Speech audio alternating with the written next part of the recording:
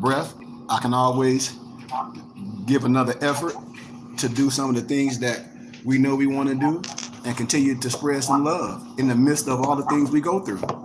So Yes, sir. it's an honor to be here with you, man, in the world. So shoot, we can get started, man. You know, I got my little system up, so let's get this show on the road. Get it. Let's get it.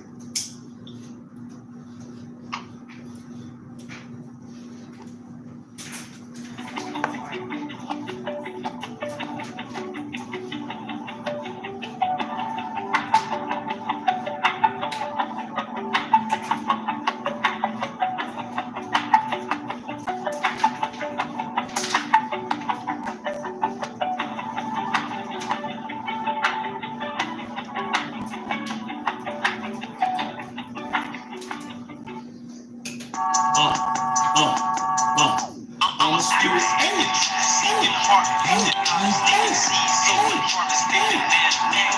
I have yet to leave, I'm still breathing. Look what I have no reason. I think I'm asleep, but I've been trying to live my dream. I cannot even act if it's all easy. Either you gon' do it or you don't really. It ain't no in between, baby. You can ask the sun, it's an everyday thing. Consistency in your routine is how you bring reality.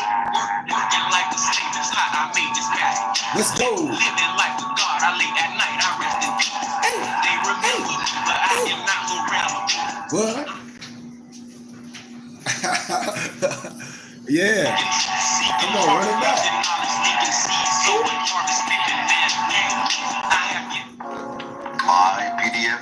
mypdfbooks.com. That's books with a Z.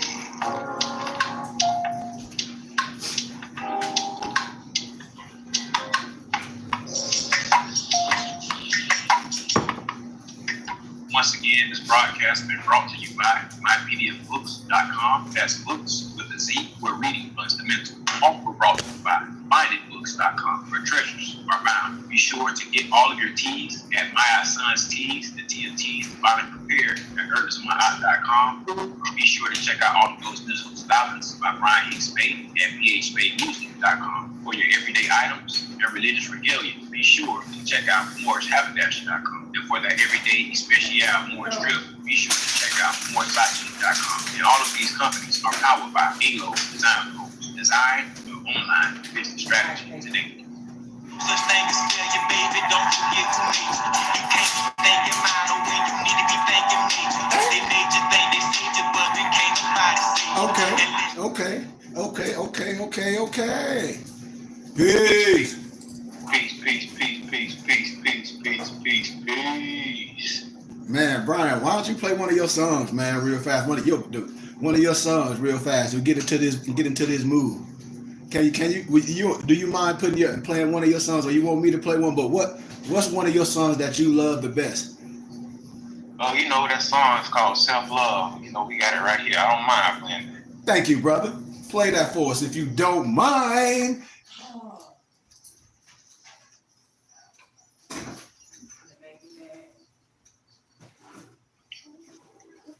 Wow, what's wrong?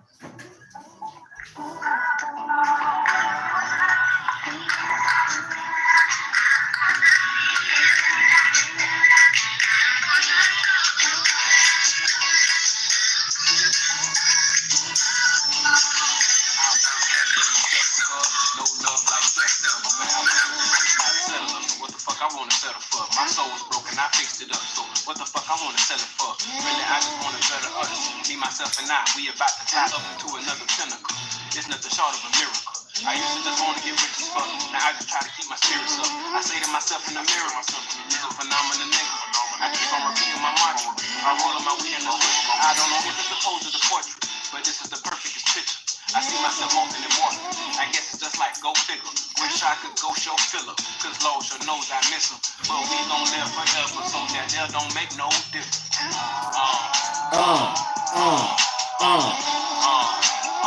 You fucking right. Yeah.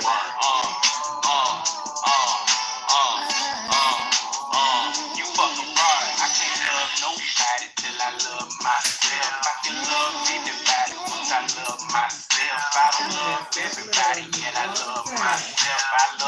I can't be nobody else. because I hope you love you. You say you love, I love you too. See, I love, I hope you love you. You say you love, I love you too. See, me is my woman, myself is myself, and I as my seed. I live by my word is only as good as my deed. Look at the past of strangers watching me bleed. Imprison myself, now I cannot see. How can that be? Tell me, who has helped me place this blindfold? So my mind closed and my ears now open to some stories that time told forever and over again. Tell up within, when without in doubt, love nobody till I love myself. I can love anybody once I love myself. I don't love everybody yet I love myself. I can't be nobody else because I love I love you. You say you love, I love you too. See, I love, I hope you love you. You say you love, I love you too.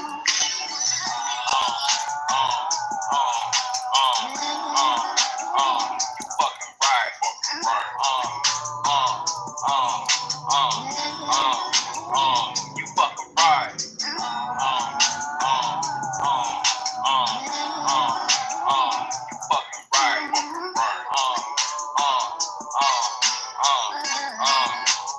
You fucking right.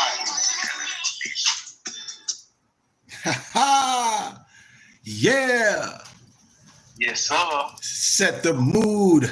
I can't love nobody unless I love myself. I can't love nobody unless I love myself. Woo! You see, I love.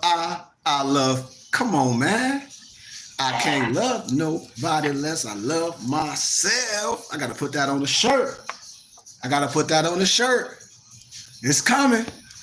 Peace, peace, peace, peace, peace, peace, peace, peace, peace, peace, peace, peace, peace, peace, peace, peace, peace, peace. We are going to have an illuminating Saturday, civics, historical day. We may go over a few books for your reference pleasures. And we're going to illuminate some topics. As students, we should do this. I'm going to give a recap because yesterday I spoke on something and everybody didn't have time, but the inspiration came to me and I had to give that message when it was on me because that's how the Holy Spirit worked. And I did a message yesterday. Maybe some heard it, maybe some didn't on my personal page, but we're going to recap that as well. Put this in your hippocampus. When I say, when you profess something, when you say something is law, you better be able to stand on it. You better be able to stand on it. You can't be like, well, I've heard. Because the question I asked my brothers, and this was to some of my Islamic brothers and sisters, or those that say they're Islamic scholars or linguistics, or they know language, I ask them all an honest question. I say, is it fact or fiction? Or is it a coinkadink, aka coincidence? Is it that the Quran may be influenced by older Jewish manuscripts? And then, if you're a scholar, if these old Jewish manuscripts is pseudo, then what do that tell you about this writing? Pseudepigrapha. Keep that word in your hippocampus. Pseudepigrapha. Pseudepigrapha. You know what that word means, Brian? Yes, sir. It's a compound word, actually. I know pseudo means fake or false, and then I can't, off the top of my head, I can't verbatimly say what epigraphy is, but I know it got to do with Jewish writings. Of course, Brian. Of course, you're a student of learning. So let's do a little learning. Nothing we heard, things that's universal that we can say, yes, I've looked these things up. Oh, let me grab one more piece of literature. You hear I said literature. It's long.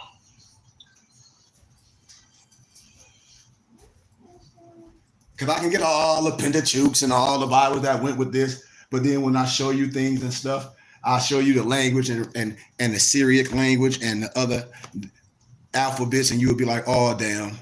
Okay, so you see this right here. So look, it's the Old Testament. What that say on there? Pseudographia. Pseudopigraphia. No, this not. Yeah, pseudopigrapha. Pseudopigrapha. Pseudopigrapha. Pseudopigrapha. The Old Testament pseudopigrapha. You see how I pound these? So when people be talking, I say, you don't want me to go deep. I'm still in this. Brian, I'm telling you, when people be talking, everybody know that, like, man, I am who I am. So when you come with the cap, I'm going to come with it. Now, I can burn all these up because I can spit this to you verbatim, Brian. You hear me? Yes, sir. I can spit all this to you verbatim. You understand what I'm saying? Yes, sir. Okay, so I'm making a precedent. What? I'm making a precedent. So pseudopigrapha refers to ancient religious writings, primarily Jewish and Christian, that are falsely attributed to authors who did not write them.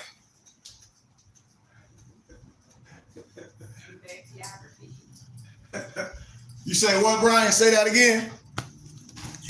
Pseudopigrapha refers to ancient religious writings, primarily Jewish and Christian, that are falsely attributed to authors who did not write them.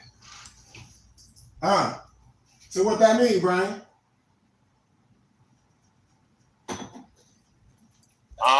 It sounds like somebody could have been using a pen name or a pseudonym or something that was written was attributed or given credit to an author or somebody who really didn't write. Watch this. Flavius Josephus ain't nothing but a pen name. When they come trying to use that, talk about that's the first Bible. Are we going to illuminate that? And you're going to have to sit on your hands in the corner. You're going to have to sit on your hands when you come with that Flavius Josephus, and I'm going to show you it's all pseudo. You can feel how you want to. You can feel however you want to with that. When I break it down from scholarship, anybody going to be totally have to sit on their hands and say, is it Negrocentric propaganda? Is it Eurocentric propaganda?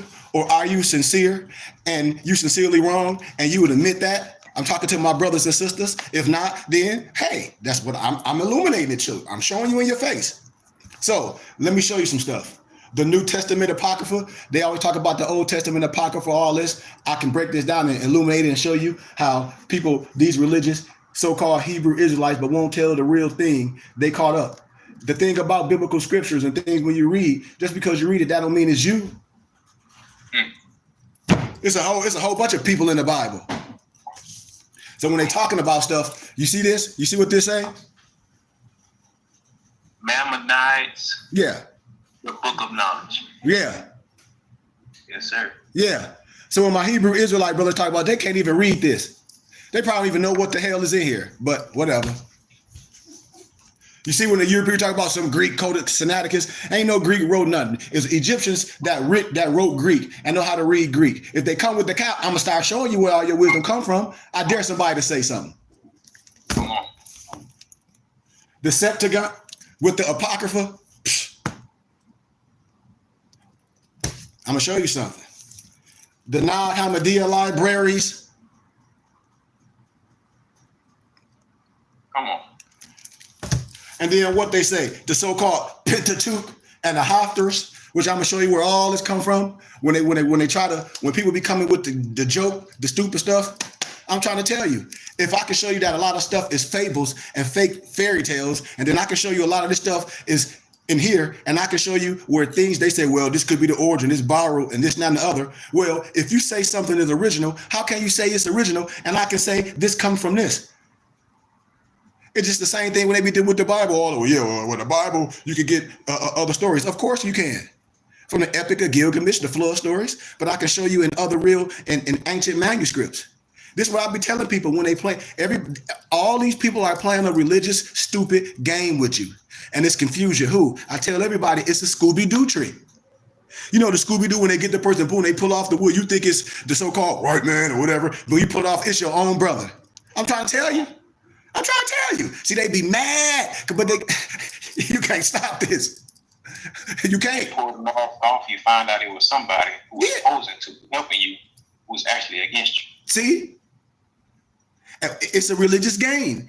And I love all our brothers and sisters that say they preachers and all this. I love all my brothers and sisters that say they Muslims and all my so-called Hebrew Israelite, which is an oxymoron. And all my brothers say they some Egyptians, this and that and the other, and don't know how to read the writings. Because when I break the ancient language down and you say this book, the Quran, is the original, and I say, well, if it's original, it have to be its own original writings and original language. So give it to me. You can't give it to me. Then if I can show you and its similarity to these old ancient so-called Jewish writings, and then I can show you that the so-called ancient Jewish writings is fugazi, then what? See? Islam. I'm just saying, you have to, now I want you to start asking, it should be a domino effect. It should be like, okay, well, this, we talk about mathematics. If this and this, then this is that. If that is that, then this is this. If this is this, is that is that. How? Because we're dealing with our compass and our square. Come on, man. This is simple mathematics. That's why I be telling y'all, like, we are afraid of ourselves. We are afraid of ourselves. We are afraid of ourselves. We are afraid of ourselves. I say this all day. And religion has separated us to the degree that we don't know no culture. Everything I talk about is in the Bible. Didn't it say that God created the heavens and the earth and named all the constellations? I've been showing you this for a whole 2 weeks. All you got to do is have eyes to see and ears to hear. I'm trying to tell you. Let's proceed. I got so much to show y'all, and then I'm gonna do it like a Quentin Tarantino movie. I'm gonna go back. I'm gonna show you this. Y'all ever heard of Sheikh Sufi? Sheikh Sufi. So when we talk about, well, Noble Drew Ali, yes, I give credit to Noble Drew Ali for doing something. But we had Sufis. They were Moors. They were Moors, the Moordains. I'm telling you, I can show you all through history. Even Empress Ghassan El Bey of the Muhammadite Moors. I'm telling you, this ain't nothing when you know the history and when you can teach it the right way. And when a person have to be quiet, you know, this is in the continent of Africa. I mean, these were the Moors. They were Moordines. They was under a certain type of wisdom. What? The type of wisdom we under. I love our prophet Noble Drew Ali. But nobody putting a cap on our wisdom. Nobody got no string on our tassel and pinning our tassel down. I keep telling everybody, we dealing with 99 degrees here. Our wisdom is not capped by no 32 fake degrees, no snowman wisdom. Not mine, and definitely not none of my nobles. How could their wisdom be only 32? And I'm past that. They should be just as I am, and even greater than I. You see what I'm talking about? See, this is that wisdom that you pass down to your brothers, not no fake stuff. Because if you part of no disrespect, I told y'all, I'm going to start saying exactly how it is. Who cares? Because if you don't join some masonry or some Greek fraternity and you don't know who you are, what's the purpose? What, you just skipping around and jumping? You just like putting on some pageantry and some gloves? Tell me what it is. Tell me. And if what you have is so good, tell me, do you know who you are? And tell me why the European will call himself or herself a son of a Muslim and you will call yourself a widow's son. Tell me that. You can't even tell me. Tell me why the misnomer black Mason act like they don't know who Noble Drew Ali is, and every European Mason, Scottish Rite Mason I know who the hell Noble Drew Ali is. Damn it, a European Mason, a Prince Hall Mason, you can go on my page, gave homage to Noble Drew Ali on his 135th birthday. You know I'm telling the truth. This is the problem that I be telling us. It's your own brother. I showed you everybody, like a lot of the European brothers I know, or the European Jews, whatever they want to say, Trilodite, whatever name they give themselves, don't matter to me. They always talk about Neville Goddard. And I say, well, he was taught and by the Ethiopian rabbi Abdullah. I said, it's a book by Walker C. Lanyon, Lanyon, Ab Allah, teacher and healer. And that was Neville Goddard, goddamn teacher. They gave him the wisdom. The same brother that was in the book I showed you, The Chosen Ones, with Wentworth Matthews and them, Who? The Moor Zionist temple of the Moorish Jews. They know I'm telling the truth. That's why I be laughing at our brothers. And everybody want to talk about infiltrated this, infiltrated that, and get you caught up with some stupid ass paperwork that's meaningless. I'm telling you. That's why I be laughing.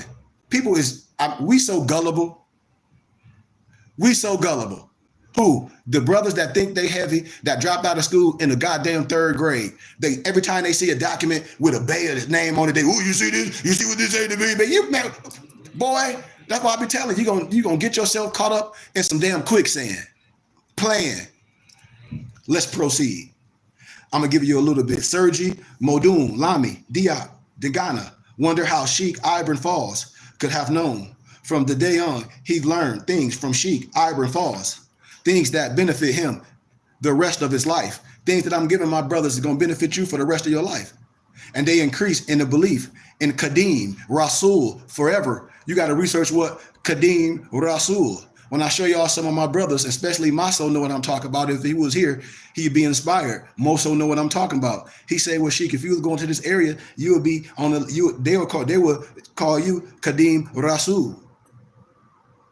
Another day, Surgeon Tuba gave him another writing in which he wrote, the Jibrino and Mikanya and Sergi Modu Lami Diop Deganda wondered about that because he remembers what happened the other day. But make a long story short, Leilu, which is night in Arabic.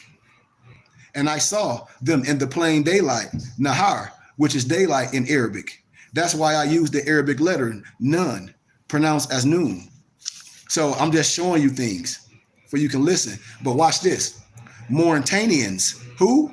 Mauritanians even came to ask Sergei Tuba about Sheikh Ibn Fawz. Who are Mauritanians? There was an Arab who was selling a camel for 300, well, that don't matter. I'm just showing you the synchronicity of names and people and land masses in certain areas of the continent of Africa. Sergi Tuba said, my knowledge and Allah's knowledge are the same. Whatever Allah knows, I know. Sergi Tuba told some disciples to take that Sharif to Sheikh Ibn Fawz's house and tell Sheikh Ibn Fawz to give him 350 francs. They arrived at Sheikh's house, blah, blah, blah, blah, blah. But listen to this. This is what I want you to hear. He stated that the Maori, the M-A-U-R-E, in parentheses, M-O-O-R, the Moor, is a good one. He just came from my Sheikh. What is the Ingigel? You see? I hope y'all listening to me. This happened until he got the Moor. Now it's spelled M-A-U-R-E. A full sack of money. He then said, I swear by Allah, I have never seen someone who believes more than you. Never seen, studied, or heard of somebody like you. So if the European do this, why don't my own brothers? It got to be something wrong. But the Maori, aka Moor, told him, Sheikh Ibn Fawz, since I was here, nobody is praying or fasting, and they seem to be healthy. So there is no barriers to the fact of them praying. So I want to know why. Sheikh Ibn Fawz is a pedagogue or a teacher. Sheikh Ibn Fawz told them, I don't have an imam. I don't have an imam, which is the reason why. Can you find me an imam? The Maori said, yes, however, I will choose an imam by the darja of my grandfather, the prophet, peace be upon him. If I look at somebody, their flesh will tell me if he or she is worthy or not, because imam never sins and will never sin the remaining of his life, and whom knowledge is enough for it. Sheikh Ibn Fawz told him, what a hard way to choose an imam. Can you find out if there is an imam among my disciples? The Sharif praised Allah and grabbed the hand of someone. Sheikh Ibn Fawz asked, who is that? They replied back, Sergi Muhammad Mustafa Fall, your son. Sheikh Ibn Fawz said, but one person is not enough to fill a mosque. Try to find somebody else. He grabbed another hand. That was Sergei Mortala Fall, Ibn Sheikh Ibn Fall. Sheikh Ibn Fawz was showing the disciples his caliphs, aka my muftis, my nobles in Moorish science in that vernacular. And the Sharif kept going on and on until Sheikh Ibn Fawz told him, you have answered yourself. What was I doing to have imams as sons? I won't change it, and that is working for Serge Tuba. I don't want to continue to go on it, but I jump down. When Serge Tuba changed form, Sheikh Ibn Fard told those who wanted to be caliphs, you don't deserve to inherit from the prophets. This is the reason why Sheikh Ibn Fard asked them, why don't you find me someone whom my family and I will belong to? It's just teachings. But when people say, well, this is the only way, and when I start showing you history and I say, now, I'm gonna show you something. I'm gonna show you Tasawwuf. I'm gonna break it down all the way, things that was before us when I talk about inspiration. And that's what I want you to know. When I go back like a Quentin Tarantino movie, Brian, you're going to see how the Arabic language and the Arabic Bible have to be inspired by what I'm saying when I show you. If you're a scholar, and then if you don't believe it, I don't want you to believe it. I want you to research it. I'm giving you something to compare to. I bet you come back and have a lot of more questions because I'm opening your paradigm to show you what people have been telling you. Is it factual or are they just telling you? Because men lie, women lie, numbers don't lie. Remember, numbers are letters, letters are numbers, numbers are spells. They spell everything. I showed y'all, it's gematria in the Bible, the Hebrew code in the Bible. I've been showing y'all this for weeks. I've been connecting the dots. How can you have a piece of the puzzle and you don't have all the pieces to the puzzle? And even in the puzzle, I'll give an analogy like the Bible. It quote other books. Didn't you read this in the book of Yasher? Didn't you read this in his book? Didn't you read this in his book? Didn't you read this in his book? In academia, we call that what? A prerequisite. That means you got to read this before you got here. So how you going to get here? Oh, I'm dealing with civics. You ain't dealing with no civics. You're dealing with what? Sovereign citizen, Roger Elvick, European militia, paradigm group, overthrowing the government, criminal behavior. That's what you're doing. Tell the truth. Yeah, it's all that. So I don't want to stay too far in this. But when people be professing something, when they don't know what they're talking about, they need to sit on their hands. You still with me, Brian? My noble Brian probably sat back, got him some coffee, kicked his legs up. Now, the other context I want y'all to talk about is how we've been lied to. When I always talk about how misnomer black teachers and professors will have you watch some Roots and have you watch that as program, not program, but required reading. Peace, Brian. You still with me? Yes, sir. Yes, sir. Okay. So now our Mufti, I wish Dantes was here. He told us when he was in high school that his high school teacher, which was a black person, white, whatever you want to misnomer it, said that they had to watch what? Roots as what? Required reading, right? Or the required film or whatever. And I said, now these people teaching our kids, yeah, they got an education. Yeah, they got their teacher degree. But how in the heezy, Noble Brian, how in the heezy? Because I want to say way more. You know, I want to just get belligerent. I really do. You know what I'm saying? Because we always try to make an excuse for what we doing to us. How in the heezy, Brian, can any Negro say they got an education and teach their kids or teach some other students that look like they goddamn kids or look like them about some stupid ass roots as required reading, and then misnomer black people make videos and documents talk about, yeah, that's their ancestors. So, and you can pull it all up. So I'm saying y'all lying.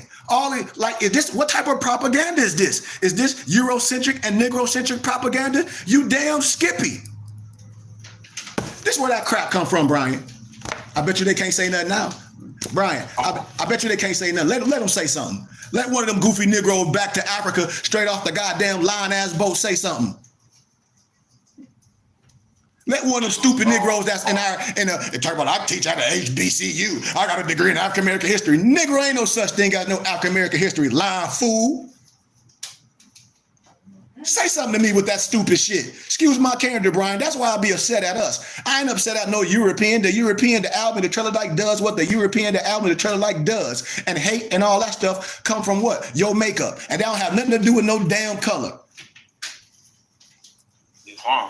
Come on, Brian. We don't operate on no hate. I ain't operating on no hate. What I'm operating on is how your brother that say they got an education and some might have more education than me and talk about they got a degree in African American history and then promulgate some stupid ass roots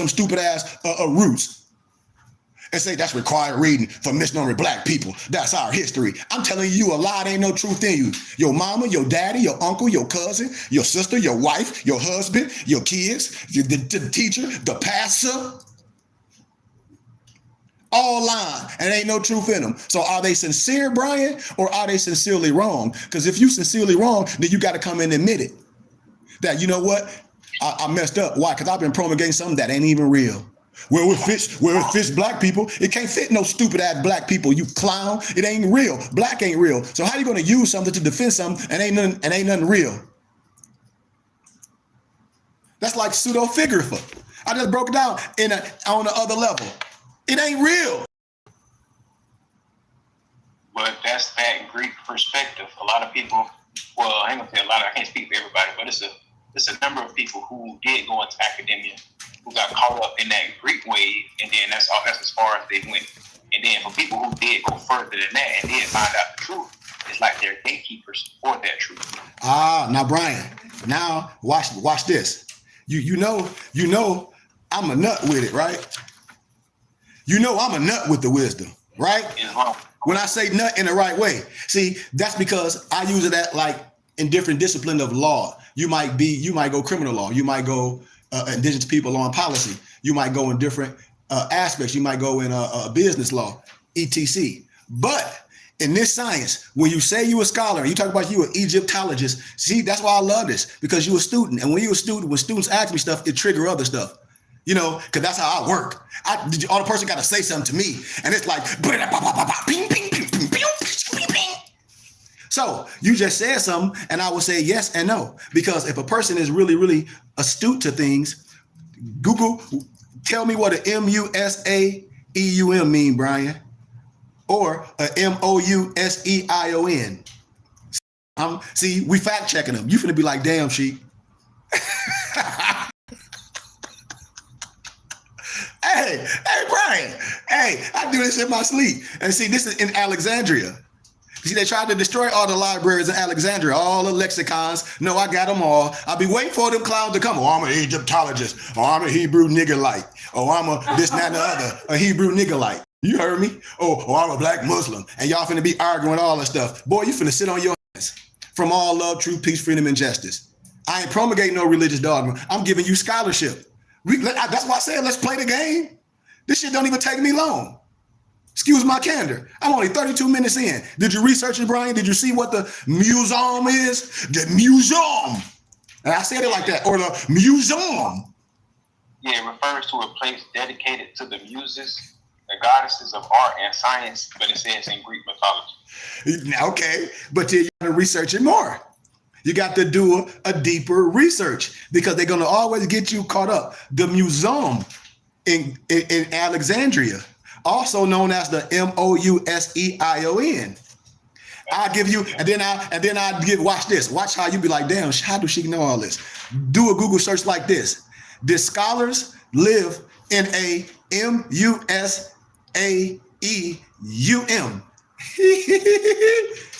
Also known as the MOUSEION of Alexandria, my brother.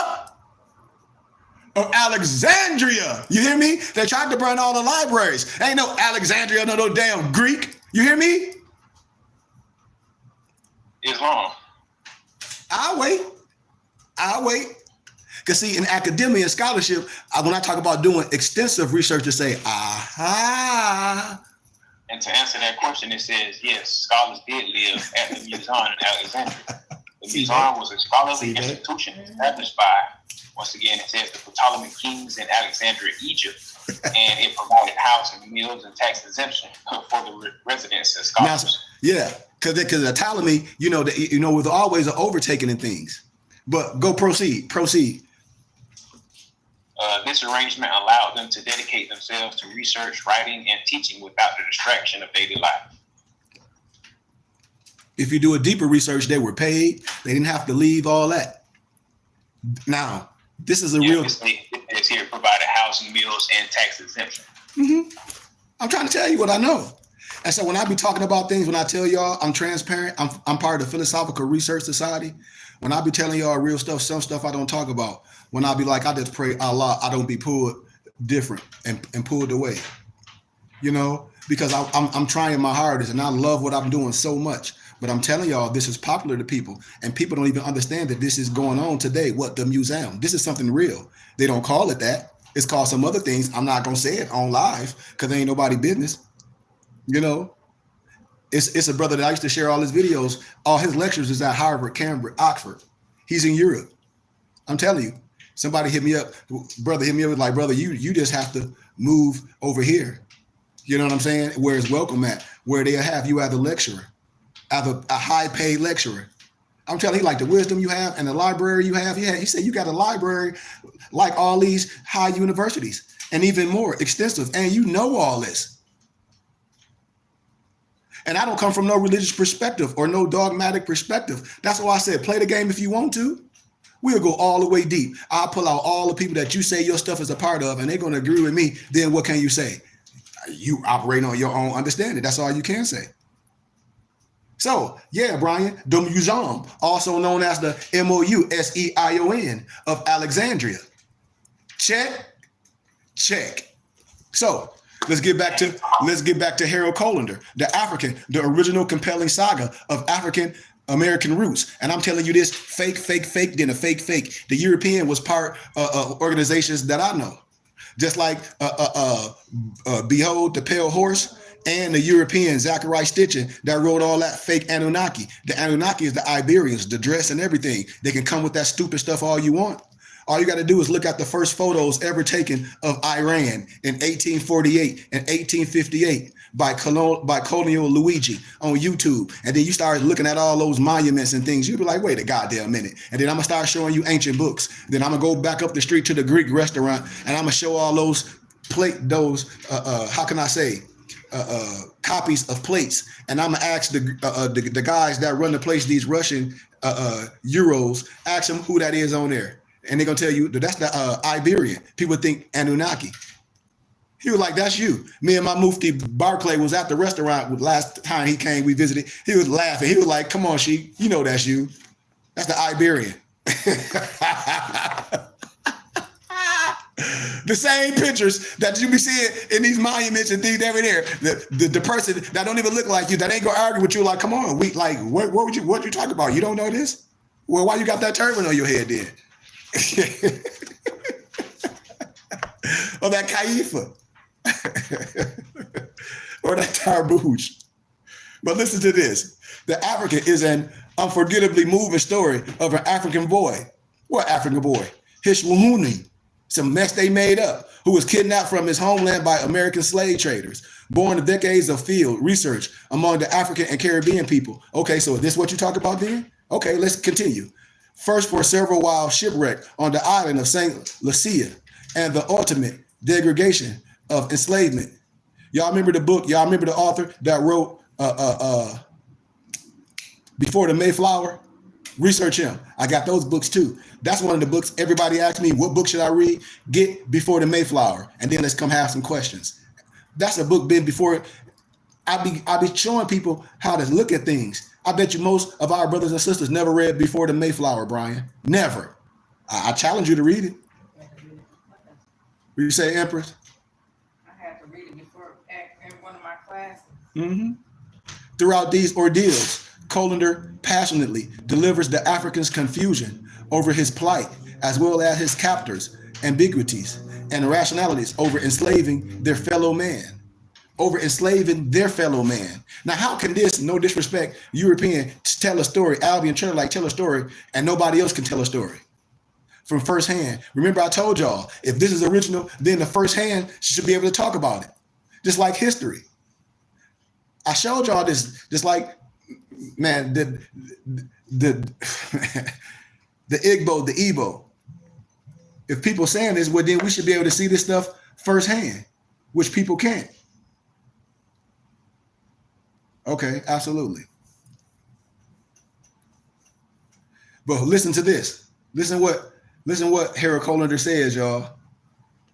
When I be showing y'all history, For you can be like, who lied to you? First published in 1967, The African has sold more than 300,000 copies, was translated in several languages, and was a proven, listen to this, here go the drum roll, was a proven primary, not secondary, not third, it was a proven primary. You got to know what primary mean, your primary source. This is where you got your crap from. Line Negro. Source for Alex Haley's Pulitzer Prize winning Roots. Now available in a handbook paperback edition with a new preface by the author. The African presents an engrossing story, lying embodied by powerful characters who provide an insightful journey through the volatile frontiers of American slavery. All fake. Harold Colander is a novelist, a damn folklorist, and specialist. You ain't no specialist in the oral traditions of African and Caribbean cultures. I'm telling you, false. He has written more than 35 books, so including the best-selling The Cowtail Switch and other West African stories, and Drum and the Whole Life and Lore of the Haitian People. Man, miss me with that crap. I got all them books. The reader comes away from The African believing this is what it must really have been like. This is what it must have really been like. False. Strikingly successful. This is a novel of tremendous moving proportions. Colander writes with deep understanding of what? A straightforward and shocking account. So Alex Haley got rich off some crap that he said was his ancestor from a European book called The African? Is that what you telling me, Sheik? Oh, that's exactly what I'm telling you. Oh, that's exactly what I'm telling you, brothers and sisters. That's exactly what I'm telling you, brothers and sisters. I don't care what religion you is. Who lying to you? Who telling you the truth? It's a Scooby-Doo trick. You take it off. It's your own brother. That's the miseducation of the Negro, Carter G. Woodson. And a lot of them was Freemasons. They would only be able to tell so much. But they did a solid. So you telling me Roots, Alex Haley plagiarized all that from this European? And he got sued? So you telling me Alex Haley made all that up, and your mom and your dad and anybody talk about something? Well, let me sit you down, son. And you know, most people Black history come from some stupid ass lying ass Kunta Kinte, come from some stupid book by a European lower level Freemason, no disrespect to no one, named Harold Colander, and a book called The African. Tell me I'm lying. It's right here in your face. It's right here in your face. It's right here in your face. See, that's why this stuff won't go viral, because it's going to illuminate all the lies. That's why. That's why my stuff don't go viral, because it illuminates all the lies. And when people be saying, well, I'm a scholar, if you ain't no scholar or nothing, you can't be no scholar or nothing if you don't agree with what I'm saying. You ain't no scholar. You on some black stuff, or some you hate the white man, or some religious dogmatic perspective. You on some black power, you on some old religious stuff. That's what you want. It's just like the brother with that word of get damn dashikis and the black power. They always talk about Kwanzaa. Well, you know, Kwanzaa is a real national holiday. Of who? Kwanzaa is only old as is establisher. It's establisher. Who's the establisher? Ron Karenga. Research what I'm talking about. Tell me I'm lying. What name did you just say, Sheik? Ron Karenga. Research what Ron Karenga done, especially to your Asiatic black women. You know, that's what you call them, misnomer black. That's why I be saying, what are we talking about? I'm not on nobody's side. If I'm gonna give you scholarship, I'm telling you it's all fake. It's all fake. And we'll play we celebrate Kwanzaa. You still celebrate some bull crap. And then they talk about Willie Lynch. I told y'all, well, Willie Lynch this, Willie Lynch, well, it ain't no real Willie Lynch letter. So any rapper, I don't care if it's Talib Kweli, let's have a conversation. I bet you can't prove that it's no Willie Lynch letter. I bet you lying too. I bet you if it was a Willie Lynch letter, it would be in the Library of Congress. Just like every letter in the world. Prove I'm lying. The death of the Willie Lynch speech. It ain't one. Supposedly given in 1712, the Willie Lynch speech is widely believed to be authentic. Actually, and revealed in this dissertation, in this book, it is a mytherish and malicious hoax. Unfortunately, many people take it by this hoax have spread and championed it. An extreme example of this champion occurred in 1995. What happened in 1995, Sheik? What? At the Million Man March, where the Willie Lynch speech was dramatically repeated. That's what they did. So you don't think they sat down and had a conversation to get you, these Negroes, subjugated in some stupid stuff like some fake crab in a bucket theory? Don't know crabs go in no bucket. I ain't never seen no crabs get by. We're just gonna jump in the bucket. We crab, we get in the bucket. That's stupid.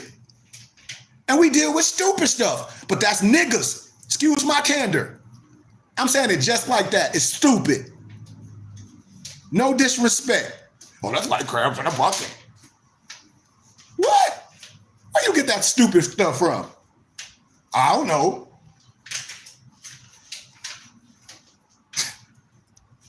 They got that from the Million Man March. The Willie Lynch speech was dramatically repeated. Marchers and millions around the world who witnessed the march through television, radio, were presented with this hoax as fact, as history. Get mad at me if you want to. I don't give a heezy crap about nothing. That's why I be telling y'all, stop putting your energy in somebody else. And then all this fake stuff, where we still fit black people. How can misnomer black people? Black people ain't real. And then this ain't real. So how can it fit something that's fictitious? How can you make something that ain't even real fit you? That's some stupid stuff, y'all. This is what I'm telling my brothers and sisters. That's why my stuff don't go viral. I already know why. Because my voice cut. It cut. It cut like a knife. I told y'all what they used to separate us. Religion. Man, Yahweh ben Yahweh was through the Nation of Islam. He was the fruit of Islam. Dr. York, no, he was the Moor. Fard Muhammad, David Fard, whatever the hell you want to call it, Fardy Fard was part of the prophet. That's what I be telling y'all. It's a joke. When I pull out the documents, they know everything I'm talking about. The history. They all know. It was a hoax. And when was the hoax spread? In 1995 at the Million Man March. Y'all know it's the truth with some fake Willie Lynch speech. Repeated. Negroes march all on the television and radios. Y'all was presented with the hoax. In the so-called death of the Willie Lynch speech, Professor Manu Ampin exposes the myth of the Willie Lynch.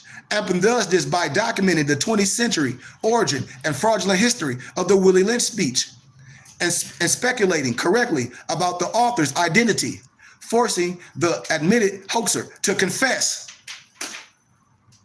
This volume contains the fake Willie Lynch speech corresponded between Ampin and the admitted hoaxer and the hoaxer's confession. They already done told y'all this. I did an oral dissertation. That's why I be saying I be waiting for these lying Negroes to come on here. They not. And they damn sure ain't no gatekeepers, because a gatekeeper got to be keeping some secret. Ain't no secrets. It ain't no secrets. It's sacred. Ain't no secrets. The secret is data. When the so-called end times come, like they say, and they think it's finna be something else, the joke gonna be on they stupid asses. Now, excuse my candor. Willie Lynch is fake. It's fake. It's fake. It's fake. It's a kindergarten attempt to wake misnomer black people up. It's fake. It was a 20th century fake. We gave PowerPoint presentations on this. Primary research and the death of the Willie Lynch. We began a presentation by stating that the goal was to reverse the thinking of many people by destroying a popular myth. That's the only way you can help people. How? By destroying the myth. That's why it's called mythology. Well, what is Greek? Greek mythology. Jesus is Jesus. Immediately after the panel concluded, a number of people approached me and shocked that the Willie Lynch letter was a modern myth, and they were inspired to inform others to stop promoting the fake speech. Soon after, I was invited to publish the essay, The Death of the Willie Lynch Speech, in the winter 2005 and 2006 issue of the Next Generation magazine. All this stuff be in London, England. That's why I told y'all when I be telling my brothers and sisters, I'm going to be gone in a minute. Why? Because if I show y'all the emails, they say, you accepted over here. You will never be accepted over there in America. He said, because no disrespect, misnomered black people is the whitest black people. I mean, is the whitest black, is the blackest white person you will ever see. Who? The misnomered black man in America. They're like, come to Europe and you can lecture anywhere and get paid. I'm telling you facts. All this was, they all know this. And this was written in 2005. It's so-called 2025. So we talk about 20 years ago. Then I wrote part 2 of the essay that I got the spring of 2006. The magazine and later posted both essays on my website. Since the events, My Death of the Willie Lynch Speech, essays have gone viral on the internet, taking one life to another, blah, blah, blah. I just want to give y'all a little context to straighten your mind up.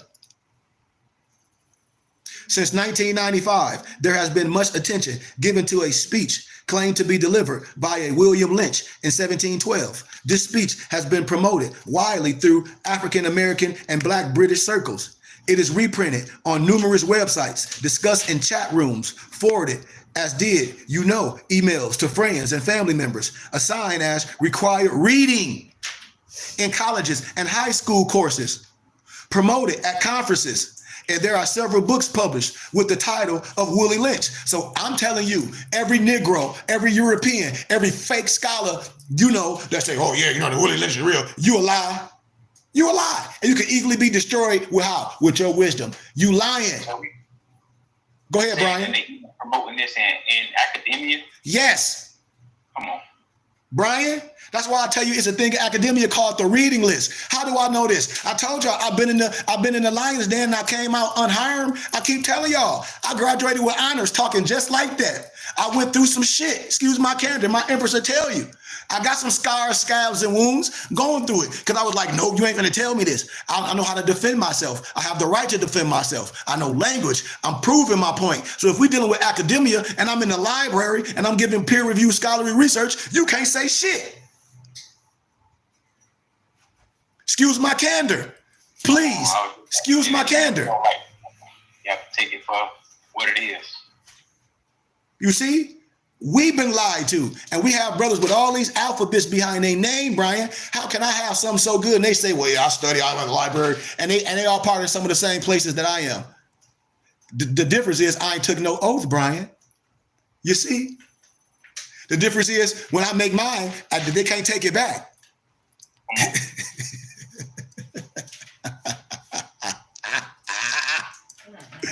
Yeah. Oh, yeah. Oh, yeah, brother. In addition, new terminology called the Willie Lynch syndrome has been devised to explain the psychological problems and the disunity among Black people. But how can you use that, Brian, to fit us? And it ain't real because our situation ain't no different from no other people. These is facts. Crime go where the people are. I'm trying to tell you. Further is naively assumed by a large number of Willie Lynch believers that the single and isolated speech allegedly given almost, when he's talked about it, when Farrakhan talked about it, because that's what I'm saying, with all due respect, 300 years ago, completely explains the internal problems and division within the African-American community. Because there's divisions if you think that Willie Lynch is real. Because you say it explained Black disunity. That what you say? Right, Brian? Islam, come on with it. Come on, all my people talk to me. That's why I be saying, let's have a conversation. The African Americans who are aware of this speech have not questioned its authenticity. But you will go up to a dude and say, oh, your Jordans ain't real. They'll go up to me and be like, Sheik, is your diamonds real? Let me diamond test it. I'll diamond test your jaw. How about that? You so worried about something else. And it's for real talk though, Brian. Islam. Negroes always trying to do skits, and that's what I be saying. You see it always trying to do skits. Girl going down the elevator, early touch. You get your head blew off playing with a grown man. What? Oh, I'm just playing. People know what I be talking about, babe. They know they be playing. They be playing. This is what I'm saying. Negroes be playing. They know what I'm talking about. They act like I don't. And that's the joke that Negroes be doing because we playing. We dealing with small talk. Got time for no stupid small talk and no games. We serious out here. We soldiers in a war. Oh, everything's so happy. No, it ain't. Come on. Assume it to be a legitimate and very critical historical document that explains what has happened to African Americans. Because, Brian, we can get our brothers and sisters right now and think they so heavy and see, brother, you did get some, see, you don't understand this. See, we under Willie Lynch syndrome. Man, miss me with that fake pseudo crap. That pseudo-pigrapher crap. Yeah. What did you just say? What word did you just use? Boy, you better upgrade your vocabulary when you coming to me. Stop playing. Real talk, Brian. We don't. This is not no game. Law is not no game. Who we are is not no game. That's why I said, oh, people not gonna come admit that they sincerely wrong. Yeah, they might have been sincere. You say what, Brian? I was saying you're right. It's real life. Real life. Yeah. All the people that promulgated this stuff, they not gonna come and apologize. Well, were you with the shiggity then? You one of them. It's a myth. It's a brief explanation. I just want to touch on it a little bit because we in class. We went to school all our life for hours. Well, I went to African American. I learned this. We took a whole month to learn African American history. How you gonna learn African American history in a month and it ain't no such thing as African American history? Smart guy. Oh, I studied Egyptology. What? The language? The ancient language? What's the ancient language? Arabic. No, you didn't. Oh, we're going to talk about it. We got time. That's what I be saying. Come with your facts. Don't come with your feelings. The Willie Lynch speech is not mentioned by any 18th or 19th century slave master. Uh-oh, Brian. Did you hear what she just said? Did anybody just heard what I just said? Yes, sir. It's not mentioned by any of the slave masters at that time. Nope.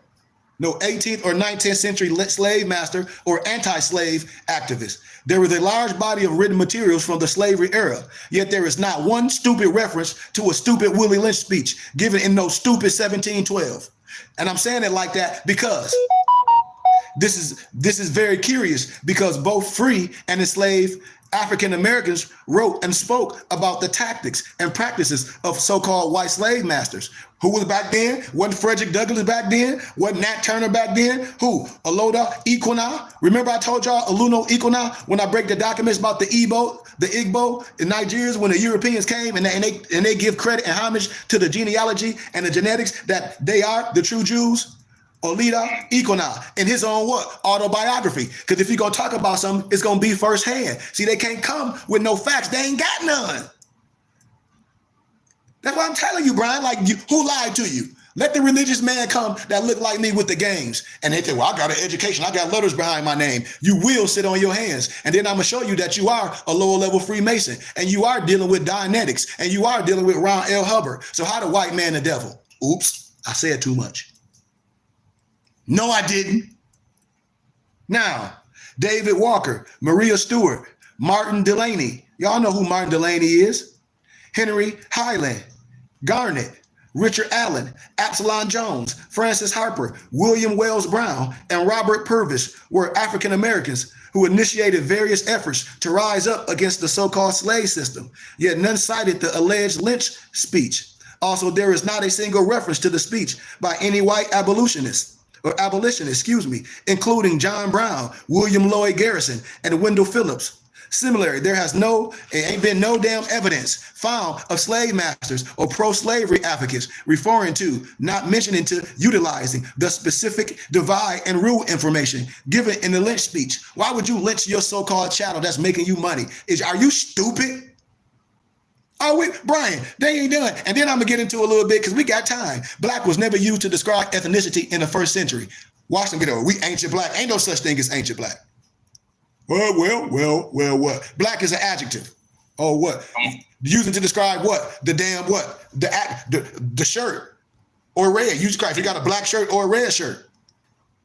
It's an adjective used to describe the noun. Come on now. Oh. None of the most credible historians, Brian, on the enslavement of African Americans have ever mentioned the Lynch speech. If they do, tell them to prove me wrong. I bet you they can't. They're gonna start talking a whole bunch of stuff. That's not relevant, out of context. They're gonna start saying, well, you know, Jesus is God and Jesus is Lord. That's what these Negroes be doing. I ain't arguing with you or nothing about what you think and how you feel. In anything of their writings, a reference to the Lynch speech and its alleged divide and rule tactics, it completely missing the works of Benjamin Quarles, John Hope Franklin, John Henry Clark, W.E.B. Du Bois, Herbert Eptiker, Kenneth Stamp, John Blassingame, Rosalind Terborg Penn, Darlene Clark Hine, and Lorraine Bennett. Y'all know who Lorraine Bennett is. Lorraine Bennett wrote what? Before the Mayflower. These authors have studied the details and dynamics of Black social life and relations during slavery, as well as the machinery of control by the so-called slave master. Yet none made a single reference to no fake Willie Lynch. Where them brothers at? Where them brothers that say, oh, I'll teach the kids African American. You can have them read some lying Willie Lynch letter. Where you at? For I can tell you a liar. Oh, well, are you upset? Oh, he mad? I ain't mad and I'm upset. I feel good. You heard the James Brown, but I'm giving expression. I'm giving emphasis on how I feel. And I feel very emotional to this. Not like it to do something or I want to do something to somebody or make somebody convert to what I'm saying. What I'm telling you, you have been lied to. That's what I'm telling you. You're dealing with truth and falsehood strangely mixed. I just told you. And right here, it ain't no truth, none of this. You might say it's some truth in it because you say, well, this is how Black people is. It can't be if it's fake.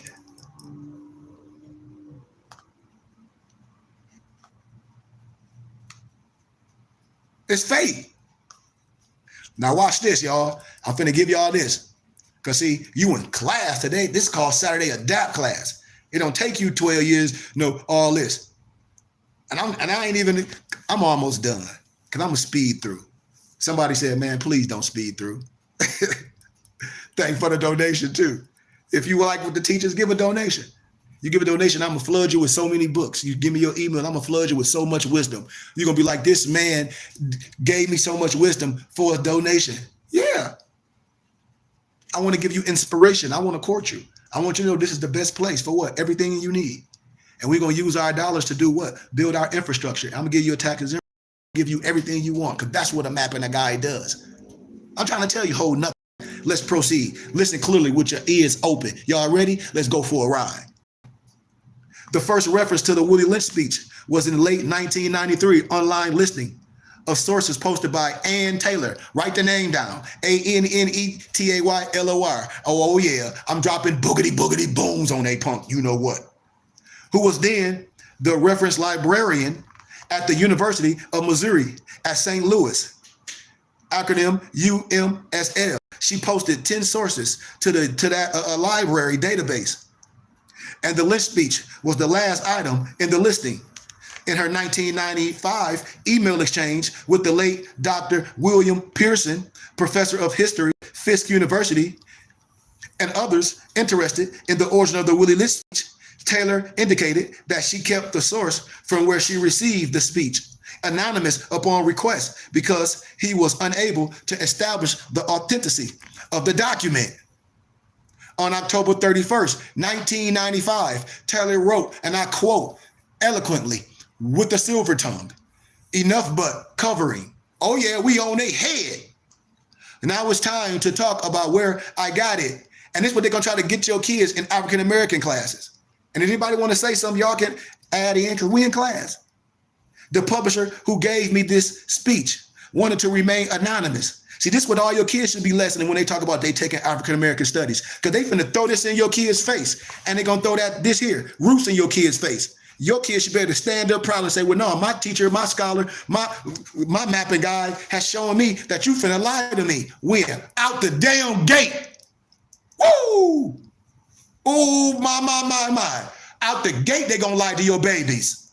Out the gate.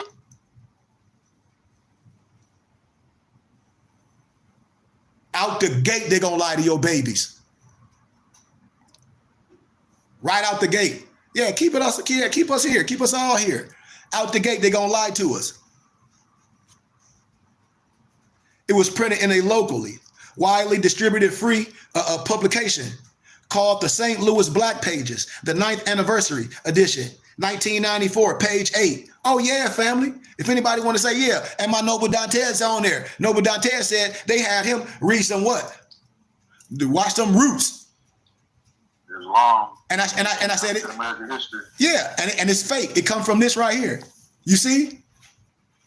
They're going to lie to your babies off the gate. They're going to have your kids teach them stuff, and right in their mental, when they babies, is subjugate them to think that they somebody better than them. Right out the gate. It's long. It's long. Now, if that ain't powerful, that don't make you feel no type of way. You should be liberated. You should be like, man, we need to help assist this brother. How? To give you something to compare to. To say that ain't scholarship for our babies can write about it because I wrote about it. That's why I'm telling you. That's why I talk like this. That's why I feel proud about the work of what I've done. When the flesh is gone, hell, my whole family might be multi-quadrillionaires. Wow. I'm not lying to you. I love you too much. It's your word. Come on. You shouldn't just feel like that's who they are. We love you too. Show them to them on the screen, you know? Yeah. I'm giving it to you. I'm giving it to everybody. Ain't nobody, and like my professor, ain't nobody doing it like this. And we can say, well, yeah, you know, if we could find, no, you can't.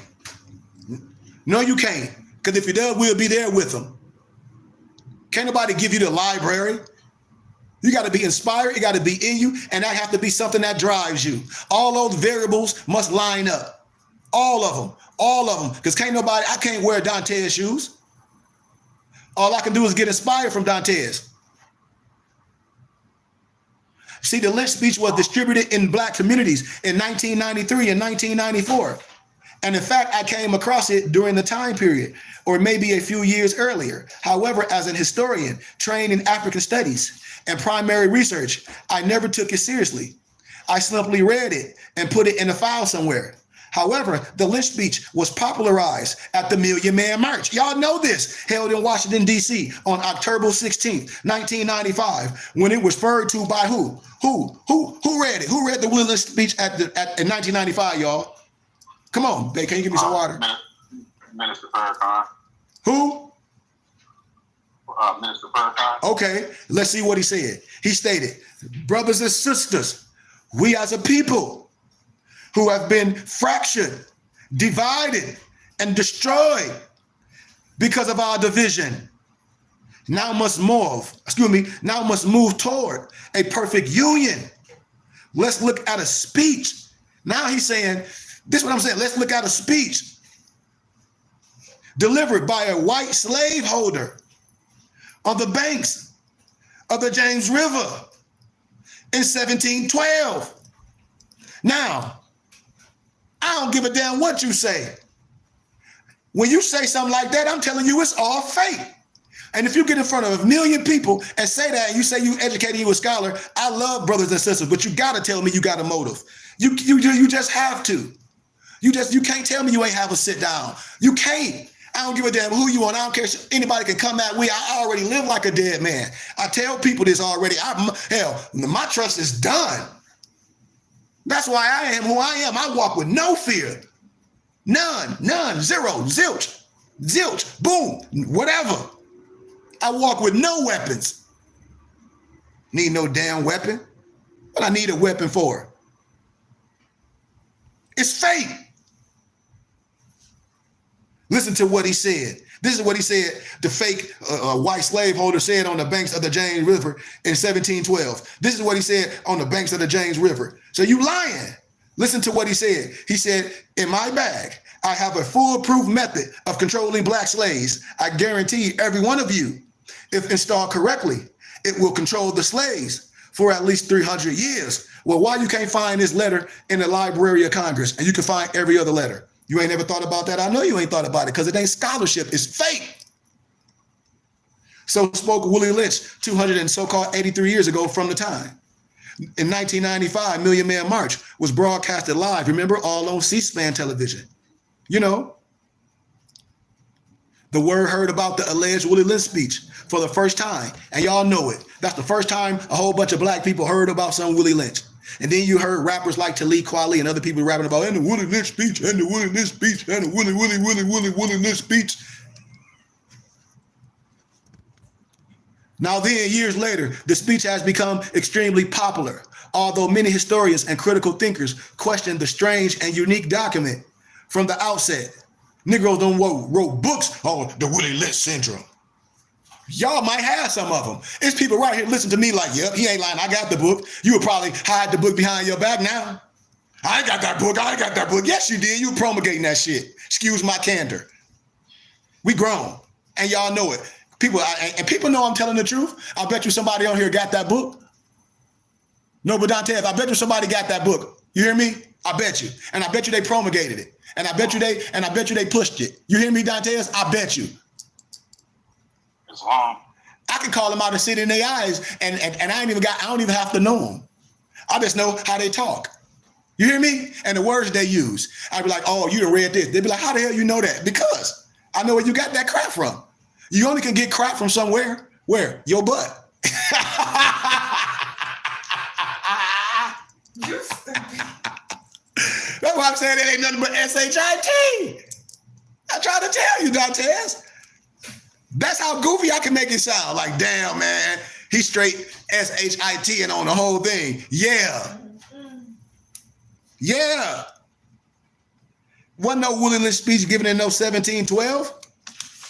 Brothers, who was Willie Lynch? The only Willie Lynch who could have authorized a 1712 speech in Virginia was born 30 years after the alleged speech was given, family. The only known Willie Lynch lived from 1742 to 1820 and was from what? Pennsylvania, Virginia. No, Virginia. I'm just messing with somebody that say Virginia like that. It is obvious that William Lynch could not have authored a document 30 years before he was born. Message. This William Lynch never owned a plantation in the West Indies, and he did not own a slave plantation in Virginia. Y'all still with me? If y'all still with me, talk to your brother. It's long, shoot. Okay. Divide and rule. The Lynch speech lists a number of divide and rule tactics that were not important concerns to slaveholders in the 1700s, and they certainly were not adopted. The anonymous writer of the Lynch speech states, I have outlined a number of differences among the slaves, and I take these differences and make them bigger. Here is the list provided in the Lynch speech: age, color, intelligence, fine hair color versus coarse hair, tall versus short, and male versus female. But listen to this, y'all. However, none of these tactics were concerns to slaveholders in the 1700s, in the West Indies, or the colonial Americas. No credible historian has indicated that any of these items on the Lynch list were a part of a divide and rule. See, they say a scholarship, it can be if the scholars don't agree. Don't know scholars, not one. In the early 18th century, these are current 20th century divisions and concerns. You know, y'all got the stuff that they say, the Lynch tactics, age, color, light versus dark, intelligence, fine hair, tall versus dark. And then you read, and then the real divide and rule tactic: ethnic origins and language, African born versus American born, occupation, house versus field slave, reward system for good behavior, class status, outline social gatherings. See, that's the real divide and rule tactics, not no lying Willie Lynch. They know I'm telling the truth. We exposing a liar. Your own brother and sister. It is certain that the Willie Lynch did not use his divide and rule tactic on his modest plantation in the West. There are a number of terms in the alleged 1712 speech that are undoubtedly anarcharisms. Y'all know what that is? Anarcharisms is words that are out of their proper historical time and period. What's the word of the day, Brian? Brian, what's the word of the day? Anarcharism. No, the other word that we explained, pseudepigraphal. Pseudepigraphal. All y'all got to do is research that. Research that word. I told y'all, when you up Noble Alonzo, see, this is what our babies need. You see, we get caught in mistranslation, and these other people to get them caught up in a linguistic game, and our babies don't know language. But when they dealing with me, all they got to do is come with language. They'll fact check everything. They'll be taking all these classes, and they'll say, well, my sheik showed me some stuff in Alexandria. They can even get arrogant with it and say, well, my sheik studied and lives in the museum. If you say that, oh my God, they gonna get the shaking in their boots.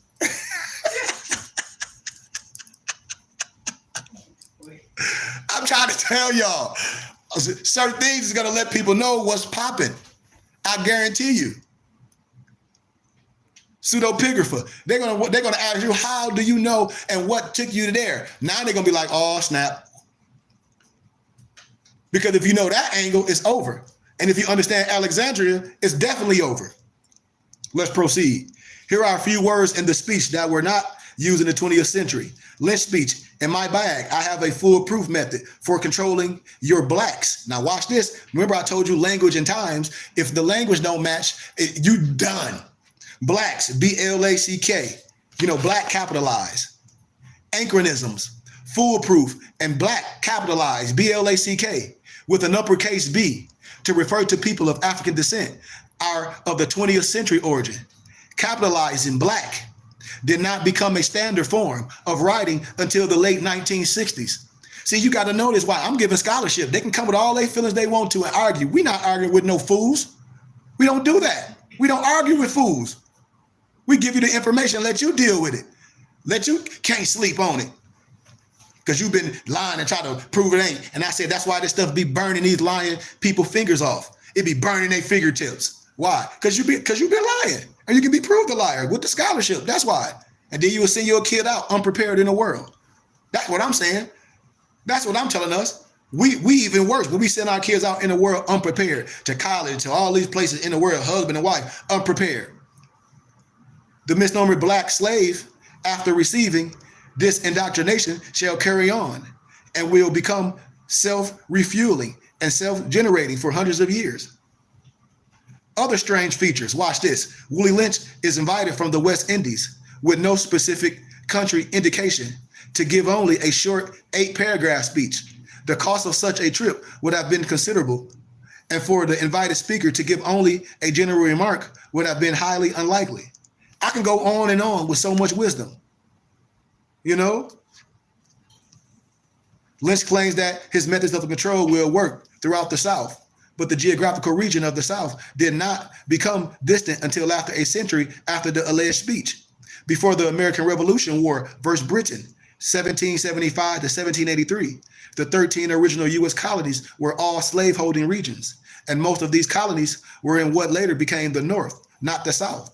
In fact, the region with the second largest slave population during the time of the alleged Willie Lynch speech was the northern city of New York, where there were a significant number of slaves. When I talk about the New York Stock Exchange, what the hell you think they was putting on the stock market back then? Stocks and bonds, baby. Stocks and bonds. I can show you history. I'll take you to Harvard and let you talk to professors. They'll be like, brother, would you come here and lecture and we be a paid lecture? You just can't do none of the stuff that you're doing for free? No. I'm telling y'all real life. I don't care what they got behind their name. When I come with the wisdom, they're going to be quiet because one, I know they Freemasons. I don't care what right they are. Most of them Scottish rights. So if they Scottish right, they know I'm their daddy with no disrespect. Why? Because they a son of a Muslim. That's why. No disrespect. Tell me I'm lying. You can't. Islam. Yes, sir. Yes, sir. And I think a lot of Masons, They can't give me some Masons, sometimes when they speaking, they try to come out, like you say, like they so heavy with certain information that they trying to conceal certain things and only give you certain things to make it seem like they just so heavy and they just all knowing and they know everything. But how we approach it and how you approach it is we're going to reveal the truth. Yes, sir. We're going to speak it. And we're going to let you know what's going on. And yes, you sir. Go do research. Yes, sir. To figure it out further on your own. Yes, sir. Just come to class. Yes, sir. Join something, support something that's real. See? And that's the difference between us and a lot of other people, a lot of other organizations. Islam. I ain't holding up when people saying gatekeeper. I only use that because that's a word familiar. These people ain't no gatekeeper. What you keeping in the gate? You say it's a secret. What, you? I already done revealed that to you. I done did the work in the flesh. I'm not a martyr. And I'm not finna die pouring broke. I'm trying to show our people we can build something on righteousness. I have a full library. It's no lower level science. This is Sufism. This is Tasawwuf. This is understanding. This is not man-made religion that's going to keep us subjugated. This is not no Eurocentric or Negrocentric propaganda. This is peer-reviewed scholarly research. This is what I'm telling my brothers and sisters. I'm not mad at nobody that don't look like me. Nobody that don't look like me can't do nothing. I'm looking at my brothers that say they Masons and they Muslims and they say they Christians and they say they Hebrew Israelites and they say they Egyptologists. How can all of us have something different? That's what I'm saying. And I'm steady going back to my Masonic brothers because all this stuff is wrapped in masonry and they know I'm telling the truth. Let's proceed, Dantes. We almost where we need to be because I can go all the way around the block. I'm gonna stop with the Willie Lynch because I can go so far with the Willie Lynch. I want to stay in one specific topic. Anybody know what this is right here?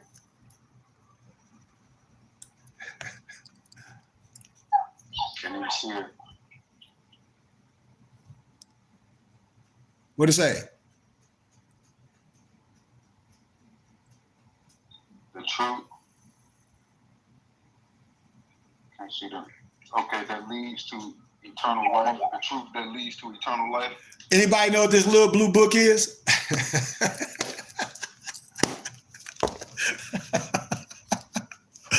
I had to find it. Please illuminate. Okay, but anybody know what religious sect this belonged to? I would be guessing, but I'll go with Jehovah's Witness. You damn right. Islam. Yeah. There you go. So now watch this. So this is one of their originals, and then they'll tell you, well, we wrote. They got rewritten books, and the rewritten book don't even have the original in it. It got some stuff out, some new stuff. So therefore, it ain't original. Why? Because the original you just didn't reprint the original. From the original, you took out information from the original and did a reprint and added something. Why? To Hansel and Gretel, to draw you off the breadcrumbs. I'll be waiting for them to come. I told y'all it ain't nothing like a Scooby-Doo trick. Watch this. Watch this. They don't understand about the YHWH, Brian. Watch this. Let's just hear me. I told y'all I can walk around this whole thing with my eyes closed. No disrespect to no one neither. Let me get to my specific part because the page is falling apart. Okay. So I'm gonna get to a specific part. I'm in chapter 3. Look, my page is all falling apart, Brian. This book old in a mug. It was copywritten in 1968. The Watchtower Bible and Tract Society of Pennsylvania, publishers, Watchtower Bible and Tract Society of New York, Inc., International Bible Students Association, Brooklyn, New York, USA. This book is published in 91 languages. Total books printed of all editions, 74 million copies of this original was printed, Brian. You hear me? So, so now let's play with it. When they say, oh, no, you don't have the original. And if you got a reprinted one, it should have the original stuff in there. So now what you're trying to hide when you take stuff out? Let's deal with it a little bit and see that it sounds familiar. To distinguish himself from the many false gods. Why you got to distinguish yourself from many false gods if you are the God? I already broke this down, y'all. I told you with all these different gods in the Bible. I showed y'all that. The so-called true God has given himself a personal name. What? The name he gave himself. Praise his holy name. This set him apart from all others. It is not God's name. His name. It's not God his name? Question. So many ask? No, for God is merely a title, just as president, king, and judge are titles. Can we agree to that? Brothers and sisters? Okay. Oh, we on a good time. You should be excited. God's personal name is made known to us through his word, the Bible, and the name when they say Jehovah. But it never was a J. So remember in the King James, it was King Ames, I-A-M-E-S. But whatever, we say Jehovah, but we know it's Yahweh, but whatever. In many translations of the Bible, this name is found as Psalms 83 and 18, where we read that men may know that thou, whose name alone is Jehovah, but we know it wasn't a J, is Yahweh. Remember, my name and the Father's name is in the one. So if I say Yahusha, whatever they want to call it, or Yahweh or Yahshua, I'm not playing semantics. Okay, well, it's a palindrome word. What? You got Yah to the right and Yah to the left. My name is in the Father, and the Father's name is in me. How? Yah. Come on. Oh, you want me to go deeper? You want me to go with a Yoso Somos code? What's a Yoso Somos code? I just told you. Hiya, hiya, hiya, hiya, hiya, hiya, hiya, hiya, hiya, hiya, hiya, hiya, hiya, hiya, hiya, hiya, hiya. Yeah, you got Yah to the right and Yah to the left. But that's a whole nother topic. That's a whole nother topic. That men may know that thou whose name alone is Yahweh, they say Jehovah, art the most high over all the earth. And in almost all translations, the name is found at Revelations 19, 1 and 6, as part of the expression Aliyah or Alua, Alleluia, or Hallelujah. This means praise, they say Jah, but you know it's praise Yah. If hallelujah, not hallelujah. Remember, it's hallelujah, hallelujah, hallelujah. Praise Yah. Hallelujah. Come on. A shortened form of Jehovah, Yahweh, the Catholic Encyclopedia, 1910, volume 8, page 329, says of the divine name, Jehovah, which is Yahweh, the proper name of God in the Old Testament. However, the Jerusalem Bible, a recent Catholic translation, regularly uses the name Yahweh, as do a number of other translations. Why is that, you may ask? Why is that, you may ask? In the Hebrew, per se, the language in which the first 39 books of the Bible were written, God's name is represented thousands of times by 4 Hebrew letters. What? The YHWH. In ancient times, the Hebrew language was written without vowels. The reader supplied the vowels as he read the words. So the problem is that today we have no way of knowing exactly how the vowels the Hebrew use, along with the consonants YHWH. Yes, we do. Many scholars, this is what they book saying, think the name was pronounced Yahweh. They say many scholars. So here the Jehovah Witness book, and they know this, but still promulgate something else. Why is that? You tell me. But listen what this says now. Listen what this says. It says many scholars think that the name was pronounced Yahweh, but the form Jehovah has been in use for many centuries and is most widely known. How the hell can you do that? That's a mistransliteration. Are y'all listening to what she just telling you? And everybody be like, he's 100% facts. Listen what I just said. Many scholars think the name was pronounced Yahweh, but the form Jehovah, how? Has been in use for many centuries and is most widely known. How? That's a replacement then. Islam.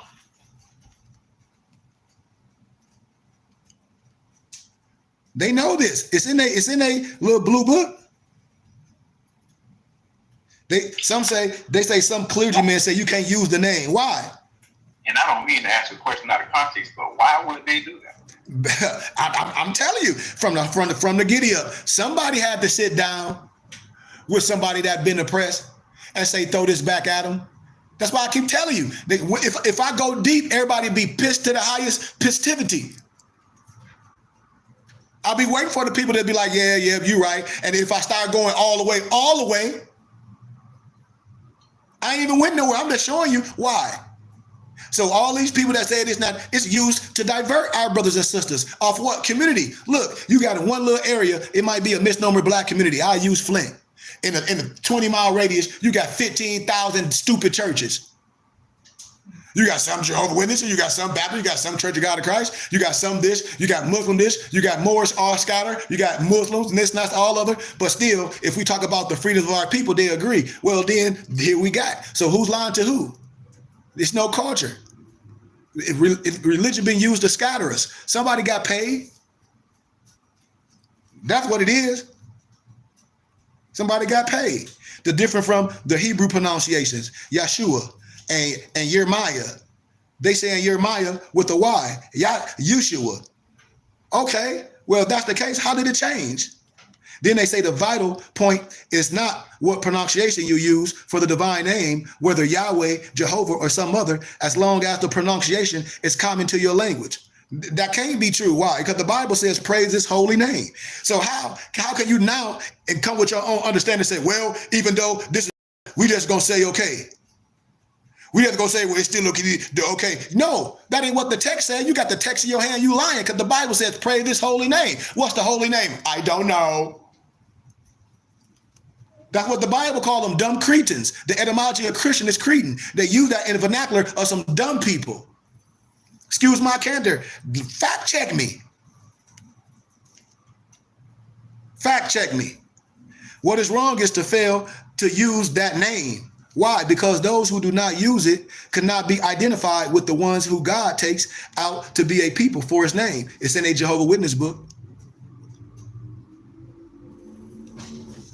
I show y'all. Oh, I ain't done. We crossing the spectrum. I done showed y'all this. That's why I said I'm only here for a minute. I'm telling y'all, this stuff is not popular. I do all this stuff for free. They're like, why are you continuing to do this? I'm like, because I love it. One of my professors said, well, how many donations do you get to doing this, giving all this information? Because you can lecture at the university and leave this shit alone. I'm just telling you big facts. I say I want to do this for my people, because if I do that, no one will see me. No one will know me. I created a brotherhood because I love it. I'm trying to show my brothers and sisters we can do something with the pennies that we have. We can, and do something righteous. We're not trying to prove nobody wrong. Let's proceed. When I talk about Credo Matua from the Zulu, when I was dealing with a lot of my brothers from the Zulu, and they were like, well, you just like what Credo Matua talk about, to be able to come back and teach your people as a medicine man, to teach them mathematics, arithmetic, agriculture, all that, how to deal with their finances, bring people together. That's a huge skill. And then the European got rich off him. Who? They let David Icke research what I'm saying. The European David Icke got rich off interviewing Credo Matua. And that's what I'll be telling us. We got to stop going on these people platforms. Let's do our own. Let's go private. Support us with small donations and watch us build. This is what I'll be telling us. Other people get rich off our wisdom and use it as power. How? Secret societies, Masonic houses. And then the Negroes that don't know signs and symbols that you will see on TikTok, crazy people that just be dissing things, just have no understanding on nothing. Nothing. They just be talking. They just be talking out the side of their stupid neck. Just like when I told y'all, one of my Muftis nobles put in the text stream, Malik did, the scientist. And remember I told y'all, I forget his name. If Malik was here, he'll know. The doctor, I forget his name. It'll come to me. DeGrassis, I think that's his name. I might be wrong. But anyway, how Terrence Howard gave him, was like, can you research some stuff that he wrote? And the scientists were like, this is nothing heavy. Actually, this is like a schoolmaster. But he told Terrence Howard, the pictures are pretty on the last page. You may see these people profess things and they got some secret wisdom. You don't have no secret wisdom. You just talk about some stuff people don't know. This is what Terrence Howard talking about right here.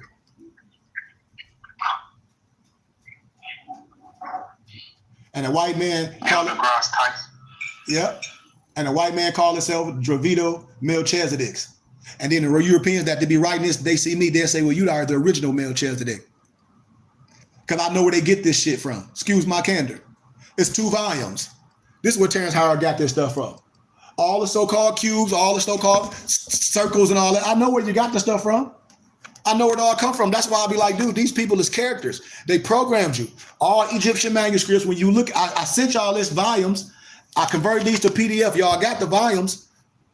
I sent this to y'all. They know what it is. It's all Egyptian manuscripts. The European ain't nothing but a transcriber. And most of them Masons. And that's why I showed y'all the book, Atlantis of Latter Days. I keep showing y'all connecting the dots, but we playing stupid. These people don't have nothing.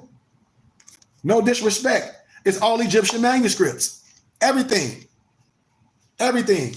It's architecture. It's compass and square movement. They all know what I'm saying. I ain't gonna stay in all these books, but that's what that is. Check is 2 volumes. Check. Somebody rock with your brothers. Check. We checking stuff. We checking stuff. We checking stuff. It's a lot of stuff they write in books that I like when I deal with doctors, like Rich Strassman. Anybody ever seen this? I'm walking y'all. We in a DAC class. I'm gonna walk y'all through wisdom. I don't need nothing outside of myself to bring all this. Anybody ever seen this? Anybody ever know what this is? Yes, sir. DMT, that spirit molecule. Every time I come to AZ, I get to read of that book. Because you come get a recharge. See, they don't understand it because you come get a recharge. People don't even know the voodoo I done on y'all because you come get a recharge. Just like I have to get a recharge. How I astral plane in real life. Like how I do all this because my spirit is all in y'all. So a lot of stuff that y'all take, I already know what y'all be going on. You be like, damn, how she know? I've been there. I've been there. Where? Everywhere. I've been there. I'm right in your heart. You right in my heart. That's why we were transparent with each other. That's why I can be honest. That's why I tell my brothers, I operate off small donations. Y'all should be happy to donate to me. People should be like, damn, Sheik, I ain't donate. What's your information? Instead of just sitting on their ass and not supporting, we'll never have nothing. But that's what we do to each other. But all this finna be over in a minute because we going private. No disrespect. I've been courting my brothers and sisters. And brothers and sisters that say they want to learn and all this is meaningless. No disrespect.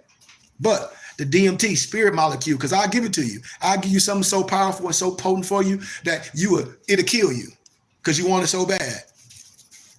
You want it so bad, it'll consume you. You'll be doing that shit all day, all through life. Person be like, damn, you don't have no balance. Yes, because it's consuming you because you're in a race. I just put you in a hamster wheel. That's all I do. You chasing something, you'll never get it. You feel me? You will never get it. See, this spirit molecules is within. The European showing you that you got to take some goddamn what we call it, psychedelic. Need no damn psychedelic. I don't need nothing outside of myself. It's in me. I show you how to activate what? The pineal gland, the chakra. I show you how to do it. You don't need no substance. See, they need substance, but I don't need no substance. And when you have the right science, you don't need no substance. I give it to you, your voodoo. It's repetitions. It's repetition. It's your life. This is simple. And once you know how to activate that DMT, that spirit molecule, how can it be a spirit molecule if you got to take some shit to go in it to be in some stupid ass trance? If it's a spirit molecule, it's in you. All you got to do is bring it out. It's a spirit molecule. So that means it's in you. So you telling me I got to take a drug for this? No, you do. And then I go even deeper with the cannabis Christ, with the shishat. I go even deeper. I pull out the cannabis Christ, Brian, and really put them on the trip, and really put them on the trip. Because that's all you're trying to get on is a trip.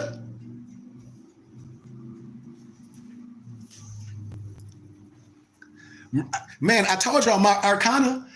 People like, well, damn, Sheik. Everybody know we all been sick. I told y'all our second meet and greet. I came out that was when the cocoa was going around, the so-called virus. I was sick than a horse. But asked my empress what I did. I said, babe, I got to do this, do this, do this. Boom. I did some things to get me back right. Even my mufti had the cocoa. He ain't sitting on his butt. He ain't taking. We did our things. We use our arcana, the things that we talk about. We can diagnose ourselves. I came with all the herbs. I got all these ancient herb books. Forget any books that's modern. I come from the home study for herbology. That's the doctor from Honduras where Dr. CB got everything from. Now, if anybody come with the fugazi, I don't care what type of herbalist or who you say you on the internet, I'm gonna have you sit on your hands. Because I don't got nothing to sell you. Any concoction somebody selling you, you just give me a donation, I'll make it for you and tell you how to make it, and then you can make it for life.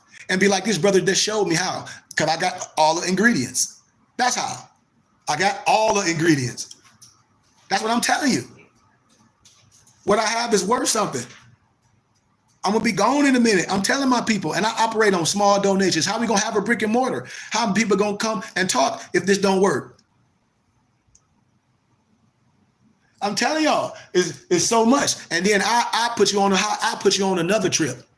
I'll put you on a whole nother trip. Watch this. Okay, in the tents, when they said the so-called high priest, they went in the tent. I should pull out my cannabis Christ, but I'll do that at another time because that's going to be a whole teaching of itself. They went in the tent and they burnt the incense. Right. Okay. So that it wasn't no incense you buy from the damn store. What was it? The shishat. The shishat.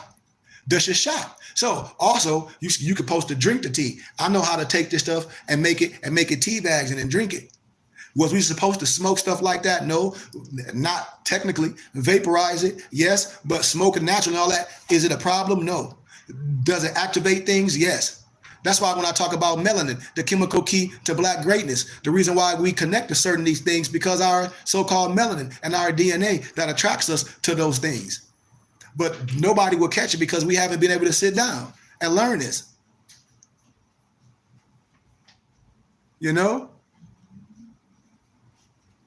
What you say, 17th degree. Hey, Carlin be like, I'm telling you, everything I speak is wisdom. They be missing what I be saying. It's only selected for a certain few. We might know how to do things. That's why I speak in wisdom. We might know how to make outer images, but the outer images mean nothing. They like rabbit foots. Why? Because the vessel is all that. I don't need none of that. I can just imagine it. I don't need no lucky rabbit's foot. I don't need no staff. I get a stick. I get a stick. I get a stick. Well, that ain't nothing but Boy Scouts. When people say the 17th degree, that ain't no high degree. I call that tiger cubs. No disrespect. I call that tiger cubs. You learn that in Boy Scouts. That ain't no 17th degree. I teach this. I raise up in. That's Boy Scouts. I show you how to what wood is good to burn, what plants are good to eat, all that stuff. All that. That's Boy Scouts. That's elementary wisdom. That's what that is. That ain't nothing complex. So when people say, oh, it's complex, no, it ain't. I got all the manuscripts. I have a person be like, well, you right. I know, sir. I know what tincture to use. I know how to wrap bandages. I know how to make a fire with a stick and this and a rock, because a certain rock like a flint is what so much. I know how to pitch water. I know what chemical I can buy to take dirty, muddy ass water, put my chemical in it and make it clean drinking water, and then use my tester to make sure it's clean. So when people be saying this stuff, I be like, yep, you put a Negro in the jungle. If you ain't got no honey buns, you gonna die. Because why? Your sugar gonna kill you. Your sugar gonna kill you. Oh man, ain't no honey buns. I can't watch Jerry Springer. Ain't no TV. No, you ain't gonna know how to survive. And if they give you everything to say you need this, and if you eat this in moderation, you can survive for 30 days. Negroes will kill themselves. I know it, you know it. Man, this ain't no food. Man, this ain't no food. You don't even know what food is. Let's proceed. We on good time. I'm almost done. So it's a couple volume of books. I always break these down. Oh, and the other day, Carlin, yeah, I got a cookbook. Of course. All my movies say I got a cookbook. I wrote my own cookbook, a vegan cookbook, a snack book. I got a book how to show you how to make smoothies, all in my books. But you know, that I gathered, compiled, and divinely prepared. So where you don't got to go on all this and buy that, I took all the wisdom and put it in small little compilations, all my books. That's why I tell people, all the college students that I met, they got all my PDF books, and I wrote 11 so far. I gave them all to them for $40 and $50. They got them all, and they print it and bind it. So when people be asking me stuff, they like, yeah, this man got all this. He done written this stuff, gathered and compiled for over 10 years. Yes, he got this. And I got other cookbooks from all other places. This is facts. So let's proceed. We almost where we need to be, because I got a couple more and we out of here. No, let me go here. Let me go here first.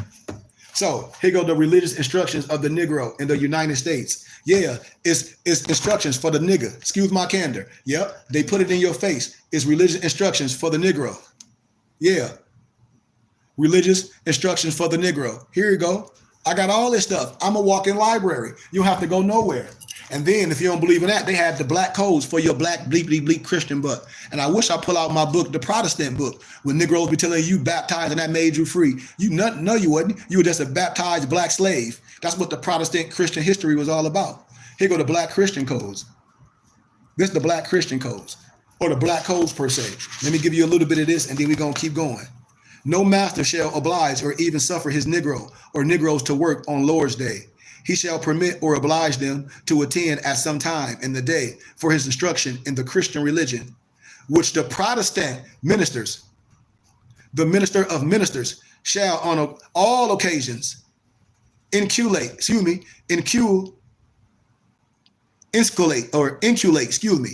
the Negroes the natural obligations to a married state where there are female slaves cohabiting with them, and an absolute forbearance of blaspheming the name of God by profound cursing or swearing. That's how they came up with the so-called anti-Semitic. I'll show y'all that too. I'll show y'all it's the same way like the fake Willie Lynch letter. That's why I said they can't shut me down. No European Jew can come with, oh, you talking anti-Semitic. No, it ain't, because I'm going to come with your history. I'm going to come with all your books, all your scholarship, all your damn encyclopedias, and where that phrase anti-Semitic came from. I bet you ain't going to say nothing to me. I bet you're going to look there and stupid like, oh, or you should be scared. Sheik. Scared of what? What the fuck? What I'm scared of? I'm telling you, I tell people I already live like a dead man, so it's a wrap. It ain't nothing nobody can do to me in the flesh. Nothing. Pooh diddly. 1833, no person of color, whether free or slave. When I talk about the Dred Scott Law was never abolished, no matter if you free or slave, you're black beeply bleep, don't have no rights. Yes. 1833, no person of color, whether free or slave, shall be allowed to preach, to extort, or join in any religious exercise with any person of color, either free or slave, there being more than 7 persons of color present. They shall first obtain a written certificate from 3 ordained ministers. Who? 3 ordained European Albion Trelodike ministers. No disrespect. Of the gospel of their own order, licensed not to be for a longer term than 6 months. So they say, we'll license your black bleepity bleep for 6 months, and to be revocable at any time by the person granted it. So you can give me my license and then revoke it. It shall be unlawful, this 1863, for any church, society, or other body, or any persons to grant any license or other authority to any slave or free person of color to preach or exhort or otherwise officiate in church matters. B, and the same is hereby repealed. I mean, I can go so deep with this. I'm only gonna go right there. I'm gonna go right there. Oh yeah, we in good time. Like what they say, good times, hanging and a jiving, good times, and hustling. I don't even know the words. Good times and a jiving.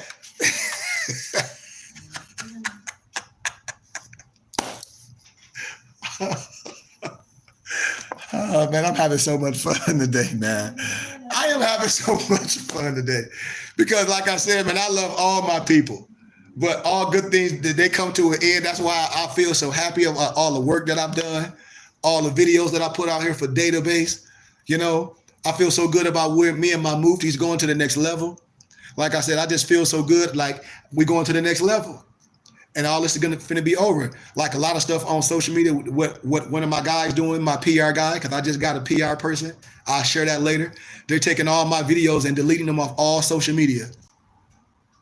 Taking all my videos, everything that you're gonna see of me is gonna be gone off all social media, and they finna repackage and throw that shit out there. And I said, screw it. I said, I told y'all, watch what's finna happen. I told people this day was coming, and I knew it. And I said, yep, it's gonna happen. They like, sir, you got too much this, and the other. You can boom, boom. I said, well, let's put it in play. None of your brothers that connected to you never is doing this and saying, hey, use you like this. You got a full library. Ain't nobody linking you with other people in their countries, in their cities, in their areas. What's going on? I don't know, but I'll come to y'all because I love y'all. Let's do business. Watch this. I'm just keeping it 100. I'm gonna always be transparent. Ain't nobody giving you this and then can give it to you like this and give you the library. So you don't got to spend all that money. I have it, the source. Watch this. When people be talking about this, these are volumes called Lee Cummins, the Negro Question. It's a whole bunch of volumes. See, they be knowing this stuff. Listen to this. With the European powers carved up Africa, it was the custom of the European kings in those days to send out a cartographer. A cartographer is a map maker to outline and pinpoint his holdings. There was a cartographer in 1747 who went by the name of Emmanuel Bowen. Research what she's telling you. This man held the title of royal cartographer. You know what a cartographer is? No, I don't. Well, research it. For 2 European kings, King George of England and King Louis of France. What is unusual about the map that Emmanuel Bowen brought back to the 2 kings is that in the center of the map, Bowen shows that the true name of the so-called slave coast was none other than the kingdom of Judah. Judah was known by 4 different names. Just what I was telling you the other day, Brother Carlin.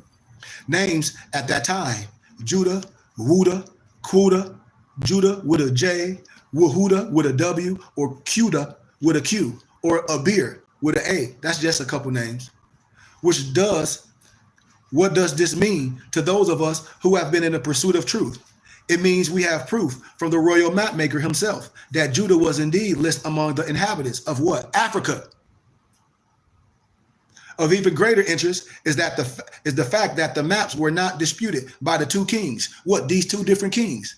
I'm giving you scholarship. I'm giving you history in less than 3 hours. Illuminating you. you would do well to take heed to the fact that the British laid claim to the so-called slave coast, remember? And that its inhabitants were sold into the British colonies, and one being in North America. Now, how authentic is this map? She giving you scholarship. You want to see where it's at? Research Northwestern University authentic map of West Africa.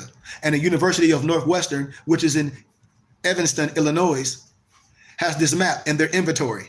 And it's listed under, they listed as an authentic map of West Africa. Research what I'm telling you. 1747 by Emmanuel Bowen. I bet you find everything she telling you. And then you say, why they ain't teach me this in school?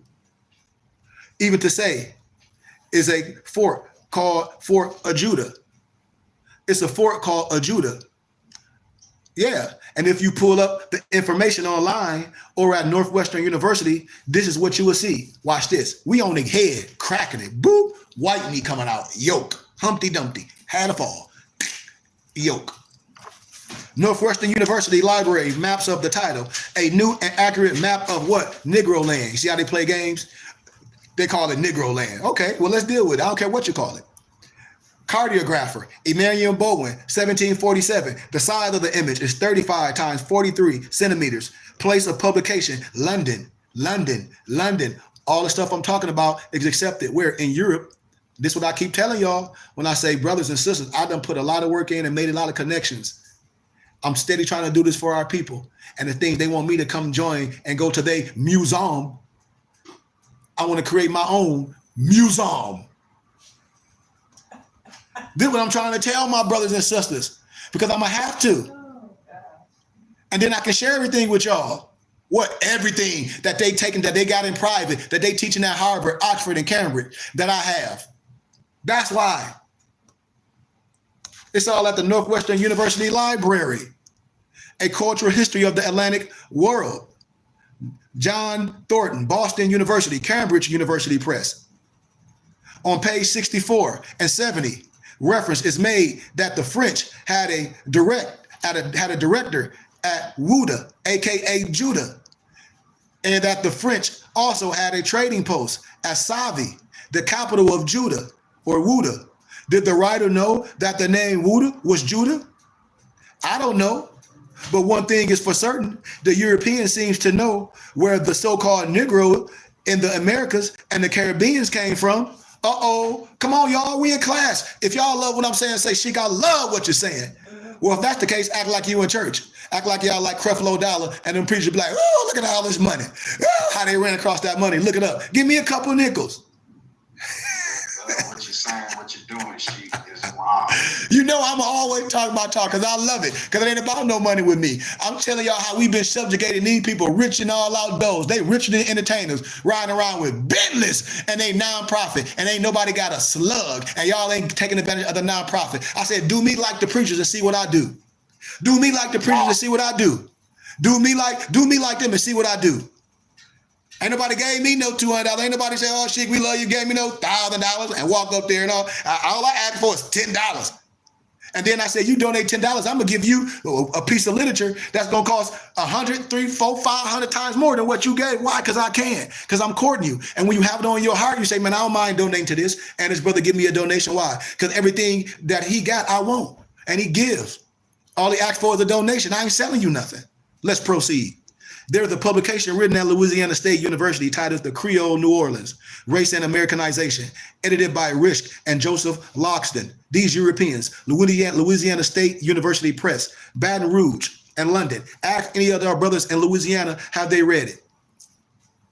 They don't even know what I be talking about. On page 67 of the book are the notes of a white slave recalling the inventory of human beings on a cargo ship.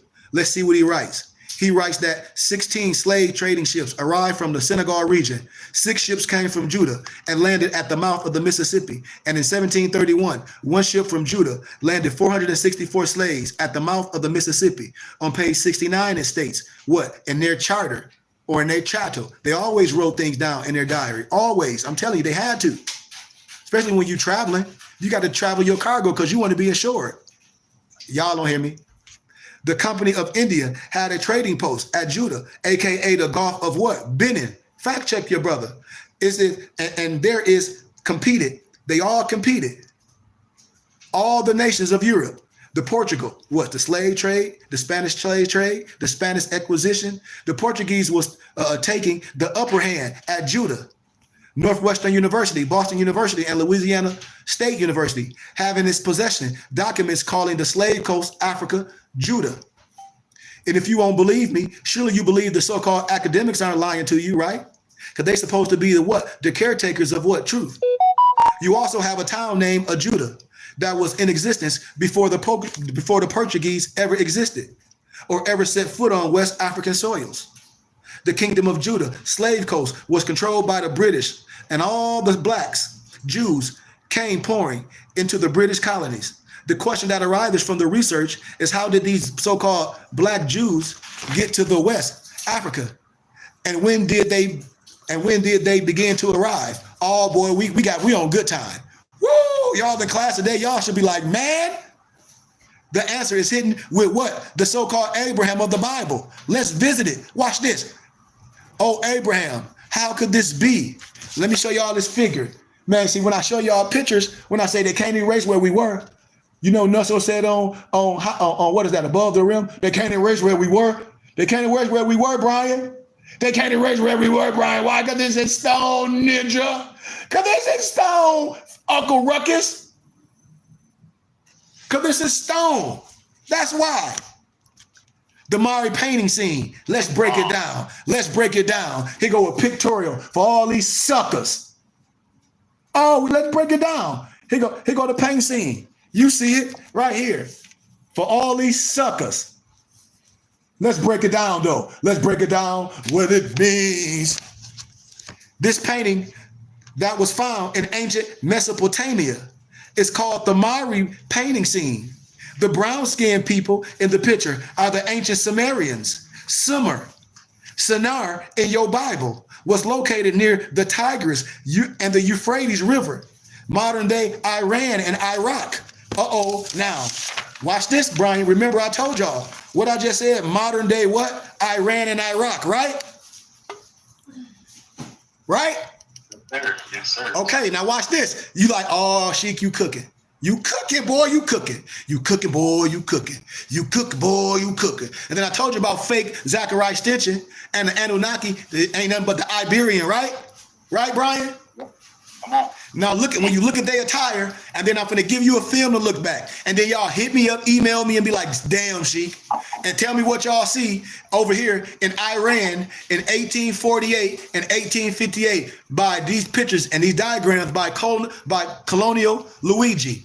And on YouTube, this is how you pull it up. It's called The First Photos Ever Taken of Iran, 1848 to 1858 by Colonial Luigi. And then I'm gonna start showing you all this bush, the ancient world. You're gonna be like, damn, Sheik. You're gonna be like, damn, Sheik. I'm gonna be like, yeah. I'm telling you, and ain't nobody gonna say all they can do is walk with their head down and put their head and put their tail in their butt. Excuse my candor. I'm telling it like that because this is the truth, and the truth will make you free. Let's proceed. Now we're dealing with the Bible. Watch this. The Bible, Genesis 11 and 31. What do it record? It records something. What do it record, Sheik? I'll tell you. It records that Abraham had his origination where? In Ur of the Chaldees. Ancient Ur was in the land of Sumer, Shinar in your Bible, or Mesopotamia. Or particularly interest is the tablets that were found in Sumer, in which the ancient Sumerians described themselves as what? The black-haired people. One of the mighty men that lived in that generation that went by the name Sargon the Great stated in his writings that he ruled over the black-headed people. I can show you in all the different volumes. I can show y'all a priest guiding a sacrificial bull fragment on a mural painting from the palace of Zimri, Lim, the Mari. It tells a story. This picture right here, I'm going to tell you what this whole thing means. It's in black and white, but I got the original document stored in my database. This brother just have it in the books, but I got all the original pictures, everything in my database. They can't erase where we were. They can break the nose all they want to. Even Nile Valley Nile Valley Contribution to Civilization by Tony Broader. I give him credit for that work. Real talk. But let's do it this figure. From the evidence cited above, the image of the ancient Sumerians the statement from the Sumerians describing family themselves as black, and the statement from Sargon the Great, one must conclude that the ancient people of Sumer or were black, making Abraham of the Bible black, a black man. And this ain't no hate. I can show you that the misnomer black man is the father of civilization, proved by the Bible alone, with no prejudice, no hate. Tell me I'm lying. And I make you sit on your hands from truth, and truth has no sides, and that's what it should do. The truth should cut you. That's what it should do. Yes, it should. It should cut you, especially if you lying. It should cut you. Yes, it should. It should cut you. Yes, the hell it should. You shouldn't be walking down. Yep, you should stand up in the rise. That's what kumbaya mean. Kumbaya don't mean no come by here. Come by here and do what? Come by here and be nice. Come by here and pat me on my head. No, I'm telling you to stand up in the rise, brothers and sisters. That's the kum, the ba, and the ya. We out here been played. Our people are lost due to a lack of knowledge because we refuse to learn. I show y'all the pictures of a few warriors of Mesopotamia, Sur or that called themselves the Elamites in your Bible, when the so-called Hebrew, like that, we all Hebrew Israelites. No, we ain't all Hebrew Israelites. That's just an act. I gave y'all all in the influence with all these different families and backgrounds. I can show y'all all this stuff in songs, man. They got it in stone. They try to say it's some aliens. They try to talk about some Anunnaki with all the beards and the fringes and the fez. You know, and the tunics with the fringes, everything. Look at it. The European lie. They all lower level Freemasons. When you look at King Shulgi, the Sumerian king of when you look at King Gouda of Lagash, they know it. They know it. We have it. They got this stuff in their private museums. Sargon the Great of Sumer. You know how brothers be like, man, I'm gonna have waves in my beard. Can't no European get the look like that. No disrespect. No disrespect. It's there. Sargon the Great of Sumer. In order to trace the seed of Abraham, I will have to use the Bible as a reference. Watch this. What is that big book sitting on your granny table? The Bible history, the book from creation and restoration of the earth after the war of heaven. That's why I laugh at brothers talk about the Bible is some white man book, whatever. Man, I ain't even playing your game. The Bible is also the history of the world before it happens, the foreknown knowledge of God. And lastly, the Bible is a record of genealogy of the children of Israel, without which Israel could never find itself. So when you turn to the book of Chronicles in the King James Version, in First Chronicles, the first chapter, verse 34, what do it say? And Abraham begot Isaac, don't it? Don't it? Yeah. And the sons of Isaac, Esau and Israel, don't it? Yeah. The son that we will use for the purpose of this science will be what? Israel. Let's just use that for speaking purposes. What somebody say? Donation. Oh yeah, thank you, bro. Thank you for the donation, my Mufti Dantes. Thank you, brother. Thank you. How the church people say it? Thank you. Thank you. Honest to you, Sheik.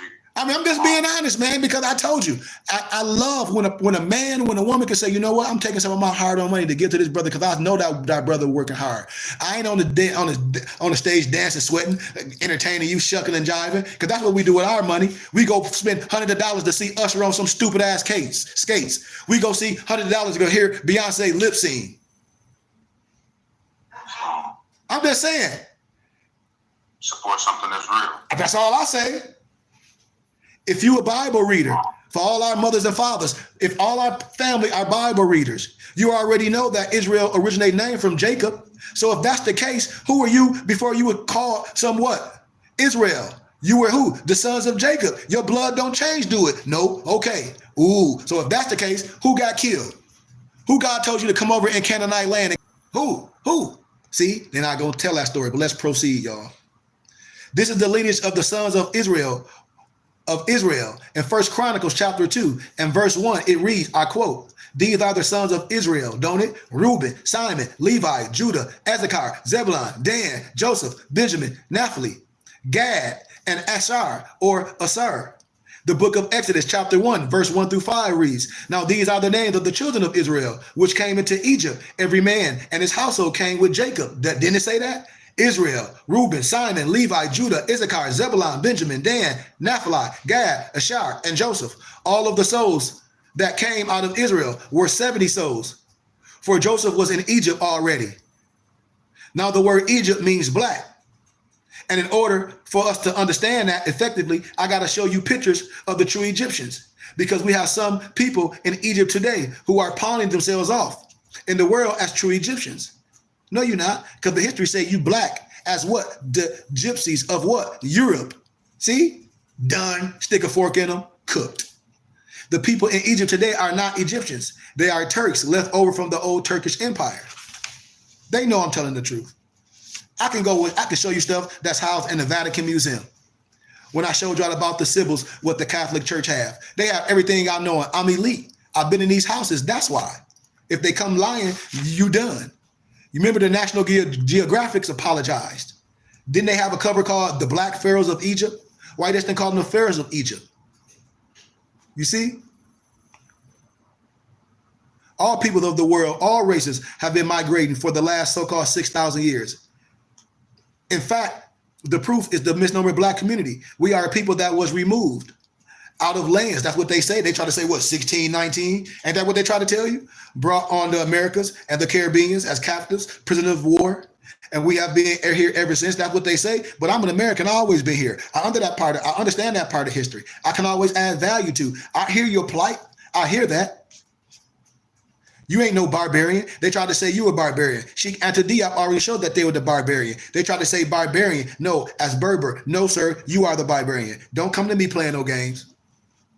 The barbarian came out the so-called Caucasus Mountain in the 5th century AD and shackled Roman Empire and being to dwell in old Roman territories.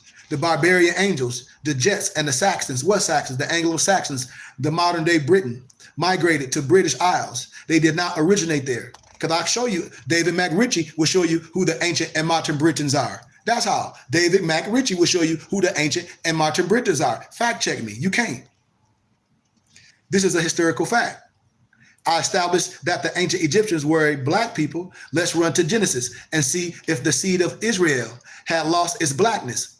In the 50th chapter of Genesis, verse 1 and 2, we see that Jacob, Israel, died in verse 7. It says that Joseph went up to bury his father, and with him went up all the servants of Pharaoh, the elders of his house, and all the elders of the land of Egypt. Verse 8, and all the house of Joseph, and all his brothers, and his father's house. Verse 10, and they came to the threshing floor of Atad, which is beyond Jordan, and they mourned with a great and very loud lamentation. Verse 11, and when the inhabitants of the land, the Canaanites, saw the mourning in the floor of Atad, they said, this is a grievous mourning to the Egyptians. What is this point? The Canaanites could not tell the difference between the black Egyptians and the so-called black Israelites because they both had black skin. It's further proof. Yes, there was a coin found in Cairo, Muslim, with the image of Joseph on it. He was depicted as a black man. I'm telling you, I can show y'all all this. They know I'm telling the truth. They be mad as hell. Boy, I told y'all. Good night, sweetheart. Well, it's time to go. Ba-boo, ba-boo, boom. Good night, sweetheart. Well, it's time to go. I can have fun with it because somebody lied to you. The image of Joseph was found on some coins in the museum in Cairo.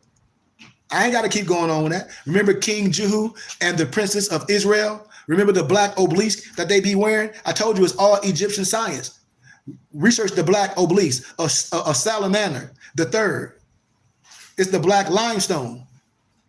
The sculpture of Nimrod, ancient Kalu. They know. I ain't even going to stay with it, but I'm just want to jump around. The image of the first black Hebrew Israelite on page 19. Salamander, the third black obelisk, most likely a prince in Israel. And then they talk about some alien, some Iberian. Boy, stop the cap. Oh, yeah, we having a good day. We almost where we need to be, y'all. We in school. We in school. We in school. We in school. Figure 13, the black, and when I say black Hebrew Israelites, I'm saying it for speaking points, with nappy hair like lamb's wool and fringes on the bottom of their garments. You know, the law of the commandments. If you get the lexicon, they wore the fringe, cotton or silk with the embroidery. They wore the turban with the jewel on it. They wore the bonnet. Come on. Also see Numbers 15, 37, and 41. Israel was to put what? Fringes on the borders of their garments. To do what? To remember the commandments of God. What you look like? These ain't no aliens. No aliens. Why some aliens got to wear some fringes of their God? They are the gods. So who they showing? You are the gods. Ooh, what did he just say? Message. I'm telling you, ye are gods. See, we busting their head wide open. Come on, y'all. Come on. Figure 17, enlarged image from page 23 of a black Hebrew male with cornrows going into the Assyrian captivity. Right here. There you go. Wow, how do we have this? I have all this. Boy, I don't want to stay too far in this. I just want to jump around. Like they say in House of Pain, jump around, jump up and get down. Jump. Y'all look, let me show y'all. Look at this brother. Man, we'll bust their head wide open with the wisdom to show you who been subjugated. Oh, okay. Uh-oh. I was about to go to the next book. But y'all, when I said this will take me, that's why I said, brothers, come to class, give donations, man, and come get some of this private teaching that I can show y'all. When I show you the black Arab with cornrows, the stone panel from the North Palace of Ashurbanipal, 645 BC.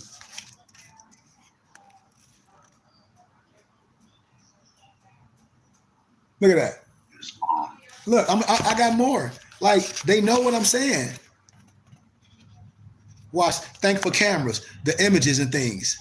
The Latin slides show Persians posing photographs. These brothers, look at these brothers. When you blow that up, those on the other page, those are a group of brothers sitting down right here. This is Lee Cummings, the Negro question. Watch, I'm gonna show y'all a little bit more. The Black Jewish Empire of West Africa, Ghana. I ain't gonna stay into that. The Bantu Hebrews, the names, I'll show you all that. But I done these lectures so much, all on my YouTube channel. All in lectures, all in colleges. Watch this, let me show y'all something.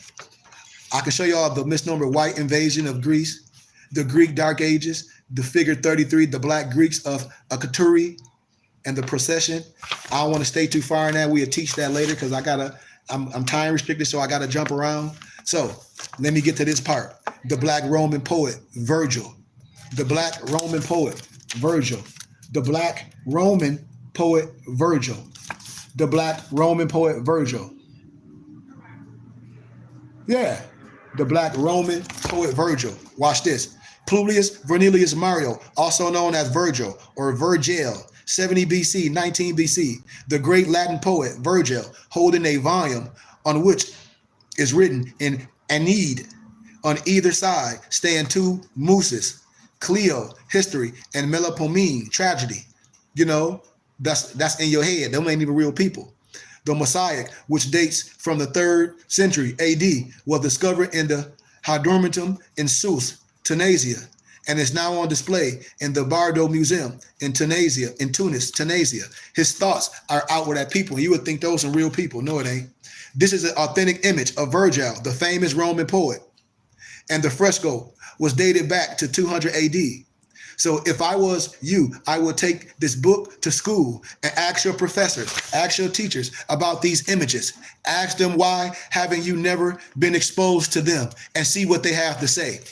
I'm telling you, I already done did this. You got to come back to your brother because everything that I have is documented. Ain't nobody gonna go and say, oh, we did it first. No, everything I do is documented. A person that come and try to come fraudulently, professors and scholars that come from all places like, nope, you lying. You have to heard Sheikh Goodman Bey on one of his YouTube channels. You had. Because I'm telling you, everyone know it. Everyone know it. Because you're not gonna have this. I want to stay into those pictures when I say nothing is new. Nothing is new. I'm gonna show y'all a figure, the German tapestry, the wild men and the Moors, 1400 AD. That's what this picture is. Right here. This picture right here is called the wild men and the Moors. Let me show y'all what it says. This is a snapshot of what the Black Europeans experienced during the 100-Year War, 1334 to 1453 in Europe, when these white barbarians overran Black Europe. No disrespect. I'm just saying it as the writer says. You think that this image is deep? Keep reading and you will really freak out. Chapter 9, the Black Kings and the Popes of Europe. Black Russia, King Miriam III. Here you go, right here. Right here. Oh, right here where my finger's at. Right here. That's King Miriam III. I'm gonna break down every other picture on here. I'm telling y'all, people be lying. They're gonna be done. I'm gonna stick a fork in you. You can research these people. The Black Hungarian King Beli, Bela. King Beli on the flight from Mongols. Research it. Paintings of Emperor Alexius from a Greek manuscript in the Vatican Library. They have all this stuff. They know. I'm telling you. I'm gonna keep going because we on good time. I'm at my 2-hour peak, but I gotta finish it. When the papacy moved from Rome to Avignon, it has been recorded in the history of the Europeans that the papacy did indeed move from the papish estates in Rome to France from the years 1308 to 1378. This has also been phrased as the Babylonian captivity of the papacy, which is an allusion to the 70-year captivity of Judah and Babylon. This is the image snapshot that comes to us from antiquity of the blackness of Avignon, popes that moved their residency from the papal estates in Rome to come under the protection of the Black Frankish king, Charles V. These black popes had to move from France because of the tide of racial hate that had begun to spread across the continent of Europe. On hindsight, their departure from Rome signaled the beginning of the coming 100-year race war in Europe. In English, the genocide of the Black European, Black Holy Roman Emperor, King Leopold I. See, they always name themselves after you. I'm trying to tell you what I know. Let somebody come up here and talk that stupid fake Eurocentric and Negrocentric fake history. All them brothers played you, especially them brothers that came up with that Negroes to Hebrews, they played you. Talk about Africa was named after a European, them Negroes played you. And them brothers talk about they scholars. I'm scholars. What scholarship you go to? You sat down and came with a plan to lie to your people. That's what you did. And then Negroes apologizing, y'all done paid them clowns all that money and bought them dumbass videos. Then some people talk about, well, I bought it bootleg. You at least spent money. You ain't gave me none of the bootleg money. It's matter that everybody say they bought it bootleg. So what? It's still gonna gross to millions of dollars. What these Negroes do with that money? Put it in their pockets. That's what they do with it. Put it in their pockets. The Holy Roman Emperor Leopold I, 1640 to 1705. They have all these coins and things in their damn museums.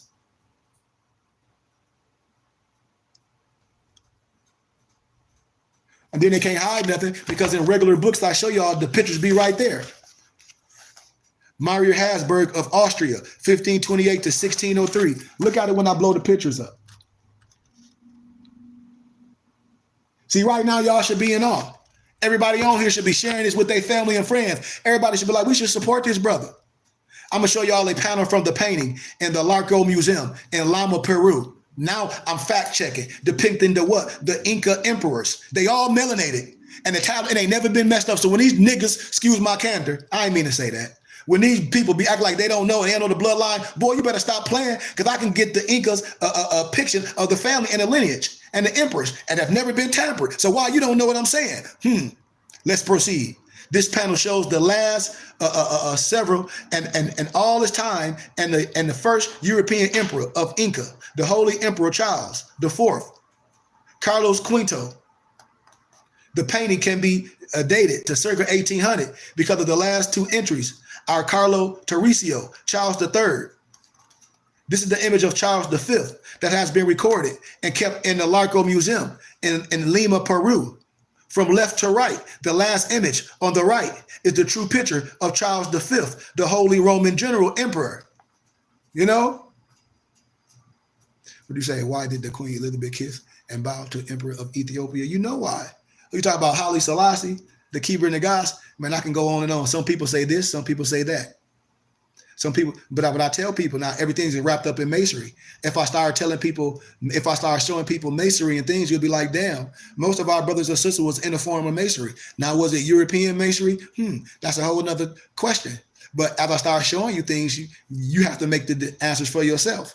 I can't say why nobody did that, but I can show you things and be like, well, I understand why these things happen, because it ain't nothing but a movie. But that's a whole nother story. The German emperor, the Roman emperor, the father of Mari and Austria.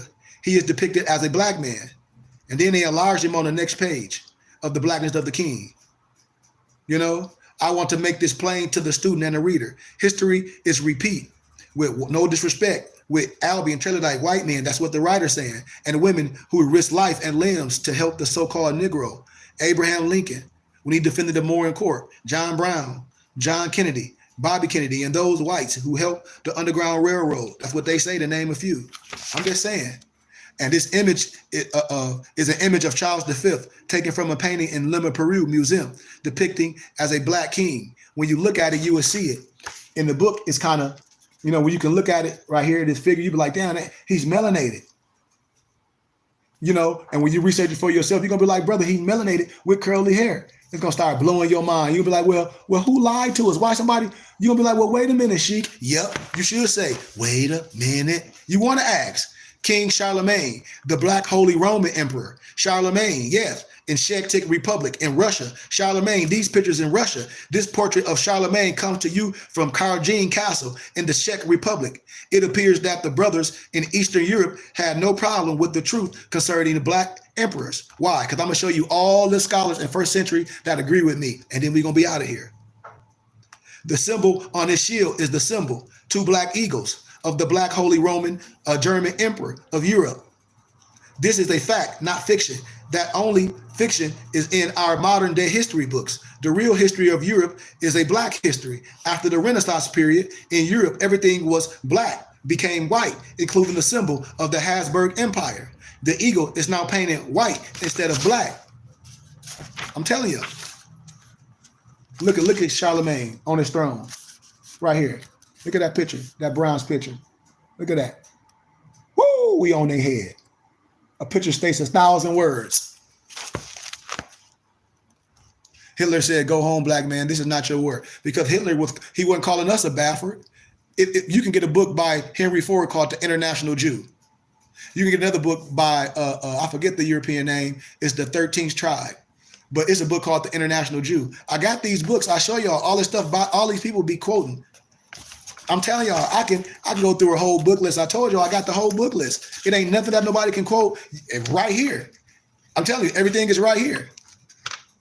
I got the book when he was calling who the Baffert. I have the book because he was speaking Sprechen die Deutsch. He was speaking German. So if you don't know how to interpret German or have the alphabet, we just gonna go by he say, she say, because they were speaking German. They were speaking Sprechen die Deutsch. So if a person don't know the language, everything's gonna be passed down. I have the documents, the documents in German. It takes years to write and research everything. So yes, a lot of things in the Time magazine. I got one of the Time magazines that costs thousands of dollars now. It might be on Amazon, but I bought them all. I'm telling you. When we talk about icons, it's a book called Russian Icons by Vladimir Ivanov, the icons of all saints, British Isles and Ireland. This image was found at St.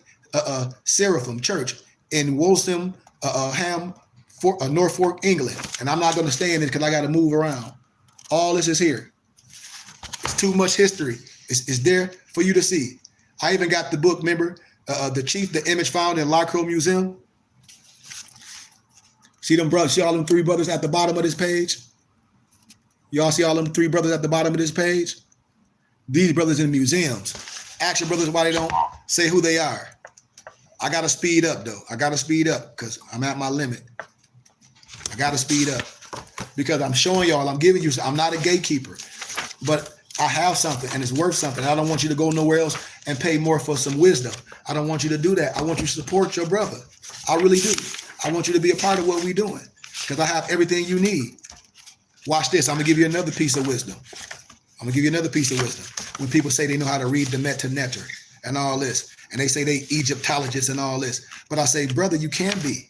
You can be. Because Egyptologists that are asked the question, where is proof that exists of king of Israel, the kings of Judah, the YHDH or the YHWH? They can't say. Because if YHWH exists in the scriptures, then there should be some proof in the records of the surrounding nations concerning him.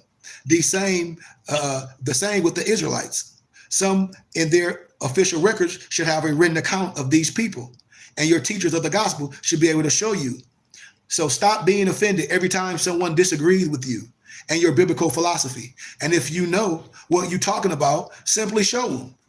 So I'm going to show y'all something in the next few pages, the Hebrew Israelites of the Bible and the record of the YHWH of Israel. So I identified the problem that the archaeologists and the atheists have concerning the existence of Israel and YHWH. The word is using a creation date set by the Archbishop Usher of England. The entire planet's history has been dated incorrectly. This is the reason why the archaeologists cannot find proof of the Israelites of the Bible in the layers of the earth they are searching in. The Archbishop Usher couldn't get the correct creation date because he didn't know the secret of the messenger, Angel Gabriel, which the Muslims know too. Didn't the angel Gabriel come to a figure? And then if they say this ain't fake, and I show you that all of it come from ancient Jewish manuscripts, then it's all fake. Then they be quiet as hell. The Israelites of the Bible came out of Egypt in the year 1496 BC during the reign of Thutmose I, who ruled from 1503 BC to 1493. These are the facts. I'm going to prove it later. I'm going to start you off, with this dissertation that the church that was started in the wilderness was black in its beginning and was still black on the day of the Pentecost. We invite the letters that the apostles wrote to the black churches and the 7 black churches that John wrote letters to in the book of Revelation. I can prove this and use 2 keys to prove my point: archaeology and the writing of the historians. This will be the theme of this book and the whole dissertation, the artifacts and the pen, because I want to show you how the entire earth has been blinded by the pen alone. When I can show you the Black King of Jehu, the location of the Black Obelisk is in the British Museum. When I show you Sennacheribis, the prism, 1689 BC, is the official time capsule from the day of the Assyrian king, Sennacherib, in which he describes how he caged King Hezekiah, 2 Kings 16 and 20, and took captive Hezekiah's daughters, male and female musicians. I am only using the official royal documents from the nations surrounding Israel and Judah to prove to you that Israel and her kings were in fact real. I am not going in detail about the existence of Israel, her kings, and her God, because it would kill this book. It would kill the research of the next book he got, the Negro Question Volume 4. So I'm going to show y'all when these people saying that they Egyptologists, well, right on the hieroglyphics, they got YHWH. And the signs and symbols, if you know how to read the alphabet, you can see it clearly says YHWH. We keep sticking a fork in these brothers and sisters that don't want to tell the truth. This comes from the Kanak inscription. You know, the Kanak inscription with the A is the owl, the B is the hand, the B is the L. So if you have the alphabet of the language, then you can fact check these Negroes and all these signs and symbols from the Karnak inscriptions. What do it come to? YHWH. Tell me I'm lying. You can't. So now we stuck a fork in them liars again. So now we just stuck another fork in another liar. Using the ancient Egyptian alphabet, we can translate this. The monument of the pharaoh, the 2 paddle-like symbols represents the Y in ancient Egyptian. The H is the symbol that looks like a sideways G, and the other H is the rope-like image, and the bird symbol is the W. Add the letters together, what you get? YHWH. Unmistakably, brothers, this pharaoh mentions YHWH on his monument, and it actually reads the land of Shashu of YHWH. So if you're a true Egyptologist, you should be able to read these ancient Egyptian symbols. Why? Using the damn Egyptian ancient alphabet. That's how. You see how we see how I fact check them? This is how you can read. You can read ancient paleo. How? You got the alphabet. I ain't even gonna stay too much longer there, because that's it with that message. I ain't even gotta go no further than that. I want y'all to research it for yourself. I want you to research it now. I'm gonna give you some stuff to research. This Negro Question Volume 4. Now listen to this. We almost done. We at the tip of the iceberg. This book has been linked to shed light on the missing link between the 2 sciences, history and genetics. We have been trained to trust without questioning what we are taught in the academia, absolutions or abolitionism of the United States. Now a new science has emerged that has produced results that are in direct conflict with the history that is being taught in the classrooms. The science is genetics, but what is the issue? This pebble in the shoe that is pitting genetics against history. The world history is being is being taught in the classrooms amid the existence of the black Scots, the black Irish, the black Brits, the black Italians, the black French, or the black Europeans that were sold directly into the American slave populations. The history that is being taught in the classroom is in direct conflict with the eyewitnesses, the artifacts, the DNA, the surnames of the blacks in America. This great omission has caused the public to view both institutions in a fraudulent and suspected manner. What is the solution to this problem? What is the missing link? The Negro question, part 4, the missing link, has the answer to make both sciences come together in a perfect harmonious marriage. Neither of the two sciences possess the link to bring cohesiveness to their respective fields. So the secret lies in the past, in the writings of Professor Boyd Dawkins. Remember, I showed y'all this already in other manuscripts, in the Edict of Oliver Cromwell, in ancient artifacts, in the essay of Benjamin Franklin. Their scholars, scientists, and historians are confused. Their institutions have failed them. Their money failed them. They have been deceived by the Renaissance and the blindness that has taken hold of them all. The shining of the light hurts their eyes, and they find shelter in the darkness. If you have read any of this wisdom, you already know what it is. So let's jump in it. Let me show y'all some pictures and we get to the meat and potatoes, then we done.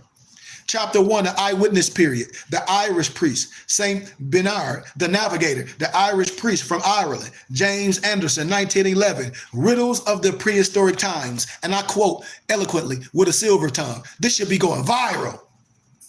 This little black Welshman, what? Yeah, this little black Welshman, Scott, Celt, settled in French, Gonese of the Canary Island, France, Ireland, Spain, and the British Islands, and all over Europe. They try to whitewashing all over Europe. Let's listen to what the scholars say in first century. Let's see what the scholars say in first century.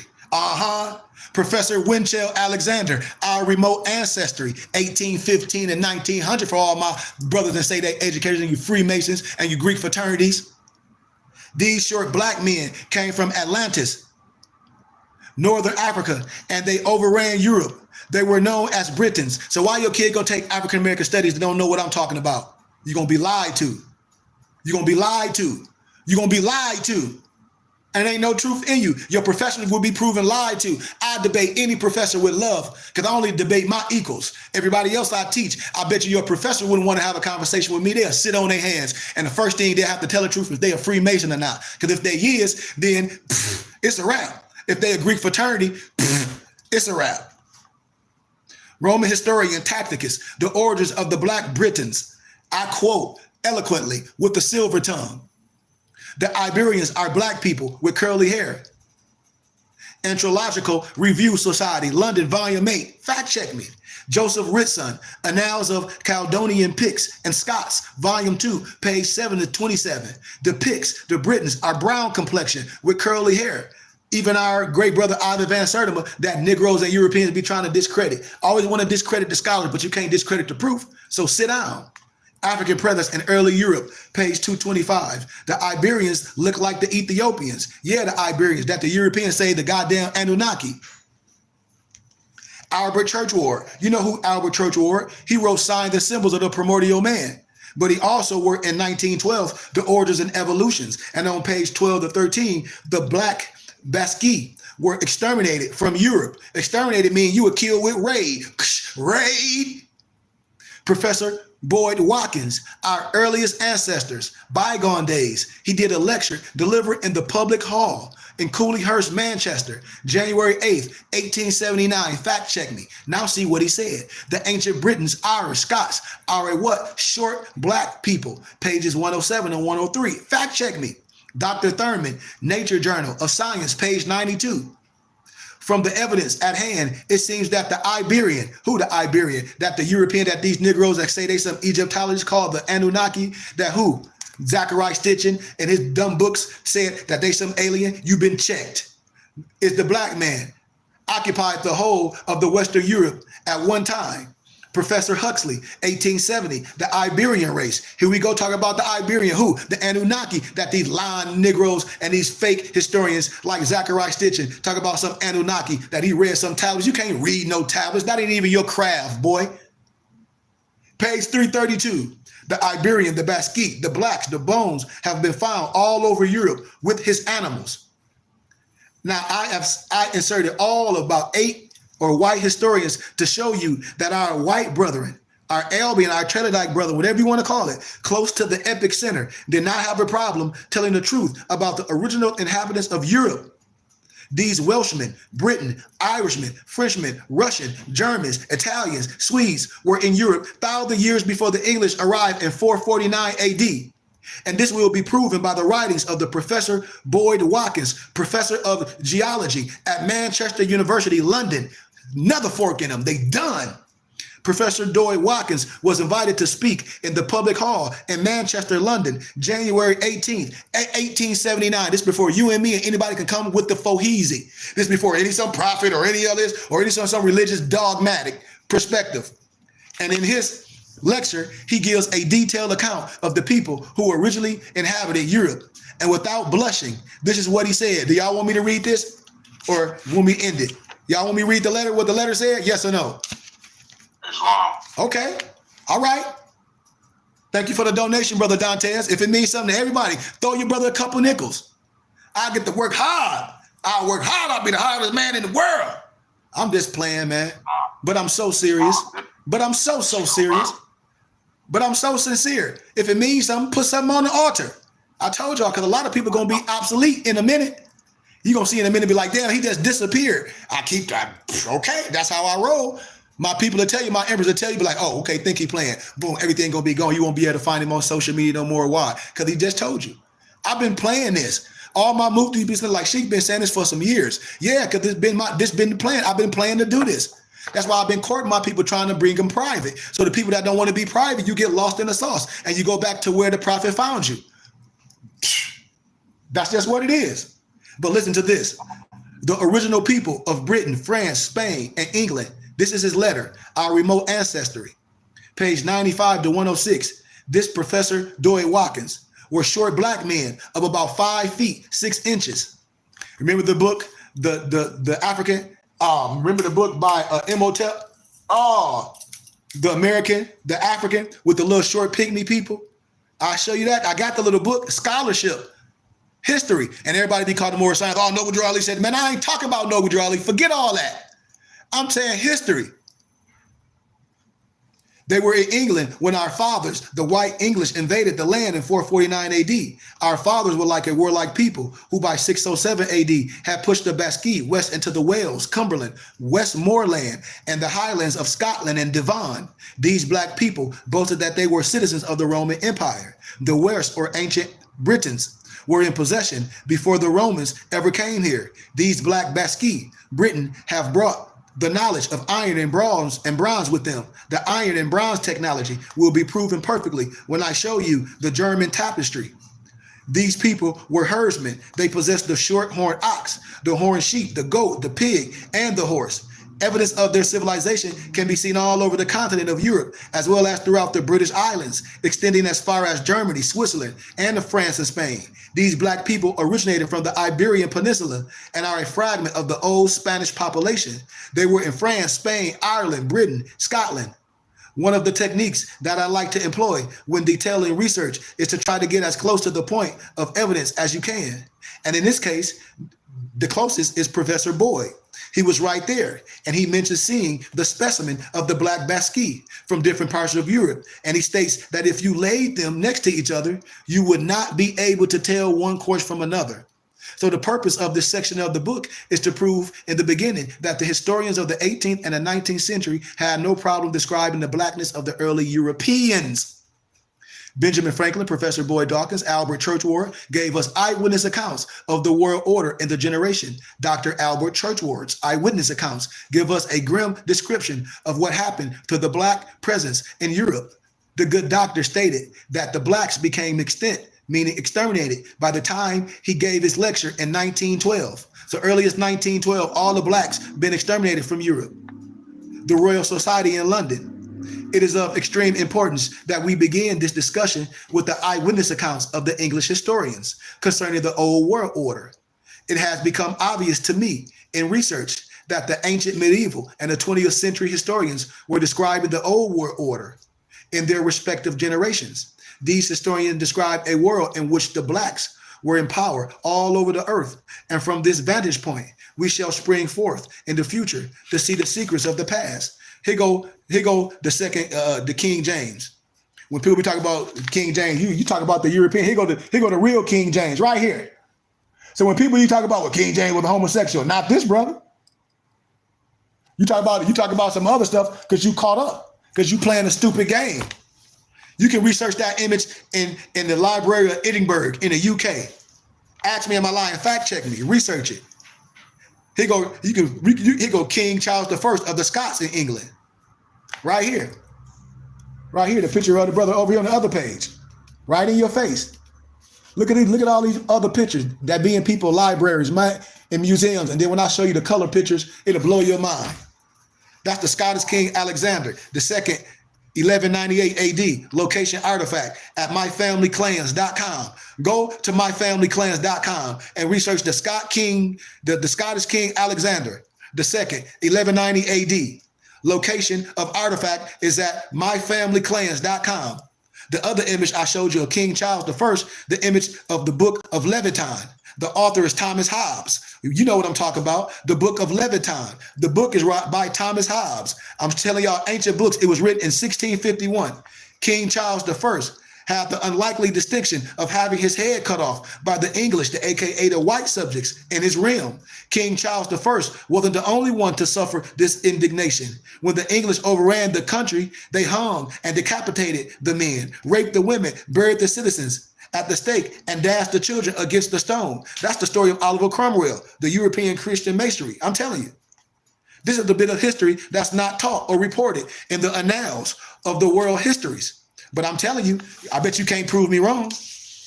I bet you nobody, when you research Oliver Cromwell in this book called The New Perspectives, and you see that book, I'll show you stuff. And I suggest you to read the book and what happened to the Irish, the Scots, and the British during the terror of Oliver Cromwell. I'm telling you, I ain't gonna stay all in that because it'll take too much time. It'll take too much time. Remember the 100 Amazing Facts About the Negro by J.A. Rogers? I remember a lot of people used to think J.A. Rogers was a European, you know? And when I show you about all the things that what the Ku Klux Klan wear, they stole all that stuff from what they saw the black priests of Seville wear, from the cone hat, everything. The Ku Klux Klan got that all from them. Even they writings, the Quran, Kloarn, it's just like the Quran. All the tenets and ordinance, all the same. Y'all see this picture right here? When I say don't be afraid of no ghosts, y'all see this right here? Y'all see the so-called Ku Klux Klan, right? Y'all see that? We almost done. Okay, because we've been going for almost 3 hours. So this picture below is a parable of Seville Negro Order. For additional data on the nearly all the facts, see the 3 volumes of Sex and Race. But let me go back to the good part. Okay, hold on. Come here, the Negro women, other than Negro men who worked in one. Okay. Speaking of the parade of the Negro Brotherhood in Seville, Spain, in 1926, Arthur Schomburg, curator of the Cambridge Library, all these libraries in Europe, West 105th Street in New York City says, but his library was in New York, but then they take them, all these things that people have here, and take them in Europe with all the wisdom. It was only human to wish to examine the garments of the brotherhood of the Negroes. Listen to this. After observing the similarity to the white robes and collars used by the Ku Klux Klan of our country, to all appearances, to the American organization copied the dress of those believers in Christ. Not even in garments, it seems, in the American order original. They are eventually copied faithfully from a very sacred brotherhood whose devotion won them the love and gratitude of the Spanish people, from king to peasant, pontiff to believer.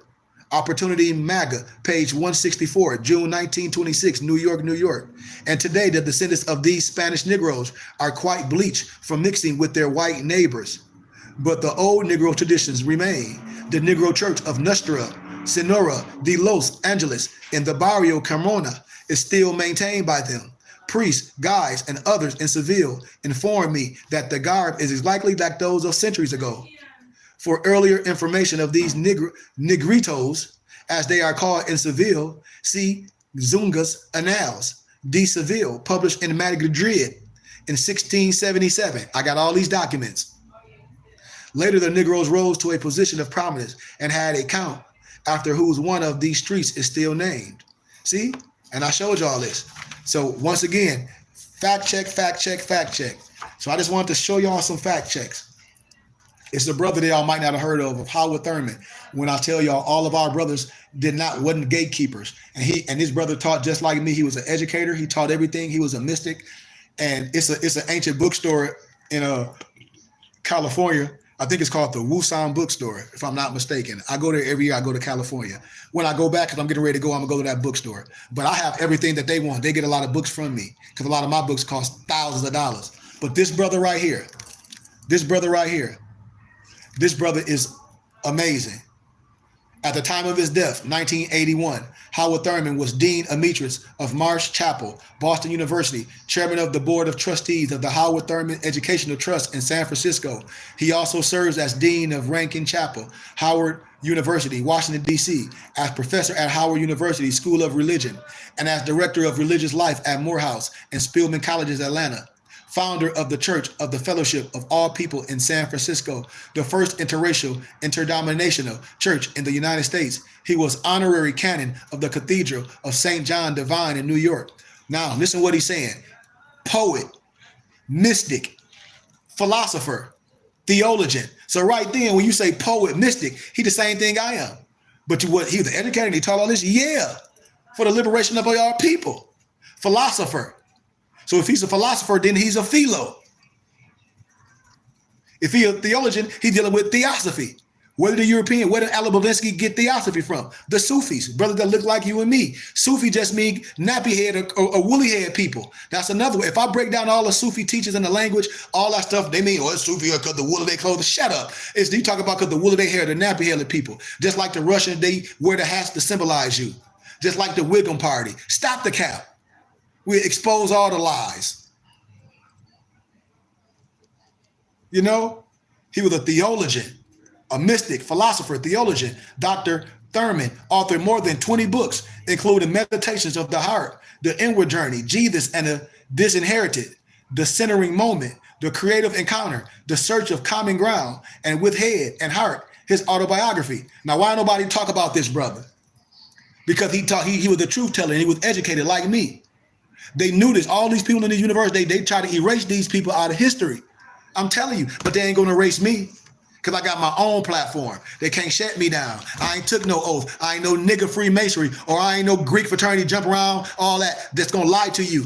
I'm telling you we can do something, and I'm your brother, and I'm asking for my brothers and sisters support. That's what I'm asking you, and I ain't nothing without y'all. But can't nobody diss this wisdom. Can't nobody diss this scholarship. None. And as I close, y'all, because we've been going for 2 hours, thank you for the donation. If you didn't have the money to give a donation, thank you. Remember the term pseudepigrapha comes from the Greek word pseudo, false, right? Epigraphum, to inscribe or attribute, meaning it refers to writings falsely attributed to a famous or authoritative figure. For example, a word claiming to be written by important biblical figures like Moses, Enoch, Solomon, blah, blah, blah. Well, remember, I told y'all, go back to my teaching yesterday, and I asked all y'all this question, all my Muslim brothers, all my Hebrew, whatever, especially my Islamic brothers. Was the Quran inspired by ancient Jewish texts?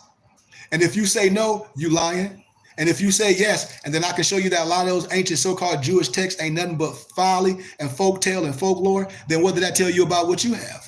When they always trying to prove something in this. And then let's do another fact check. Because what my brother said, he said, please explain what you did last night before you get out of here. I just sent you a donation.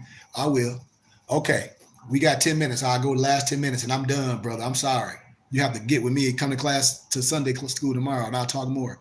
But in Syriac, I'm write this down. Syriac, the word Quran means reading or scripture reading. Some say recite. Well, how can you recite something you don't know how to read? And how do you know it's valid?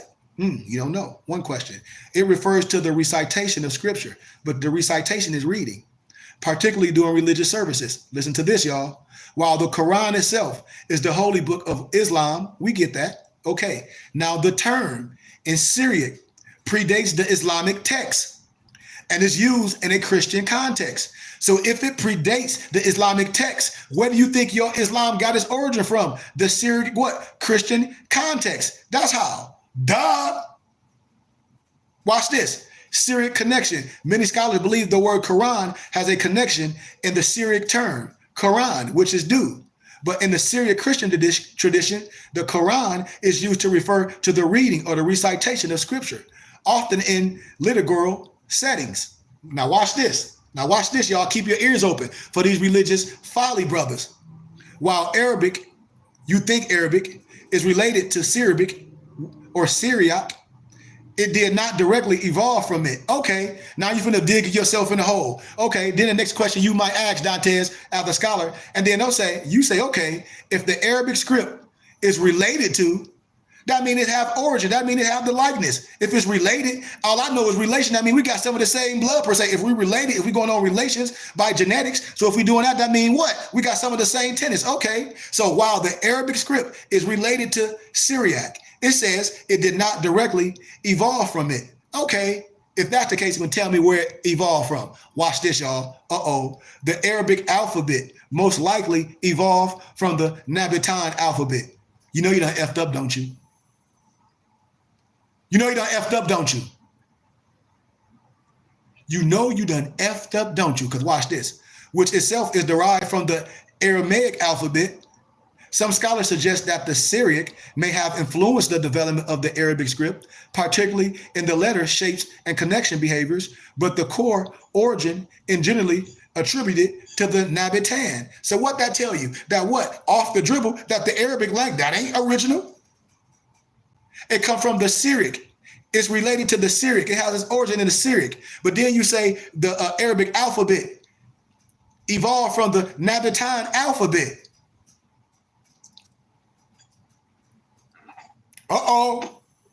I mean, yeah, definitely. That's what happened when I talk. It'd be quiet in the church mouth. Both the Syriac and the Nabatean scripts are descendant of the Aramaic, which was a prominent language and writing system in the region. So the Nabateans, who inhabited the parts of modern-day Jordan and Sudan, Arabia, developed their own script that was influenced by Aramaic. But watch this. Here's the kicker. The Nabatean script is a bridge between the Aramaic and the Arabic alphabet. How can it be? Watch this. I told y'all. It's extract used in Christian services, the Quran. They tell you that the Aramaic word and that substantially portions of the Quran text may have been influenced by the Syriac liturgy. Why? Of the liturgy, that means their writings. And if those writings can be proven folly, then what? It's important to note the relationship between the Quran and the Syriac Christian literature, including potential linguistic influences.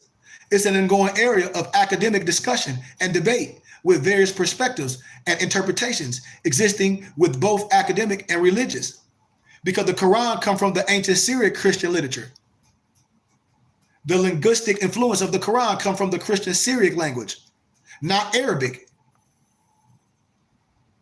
I mean, I'm done. That was a small little dissertation. I got to put all my toys back because my room is dirty, per se.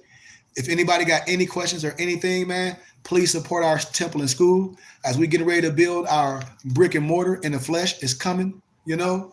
But my garment I got on today, Brother Carlin, this is my Orisha or my Santeria. This was, you know, in my African culture. When I'm talking about my beads right here, with my beads on my arm, that come from this culture, you know, the Orisha, you know, when I deal with my cards, when I deal with a lot of other cards, these are my tarot cards.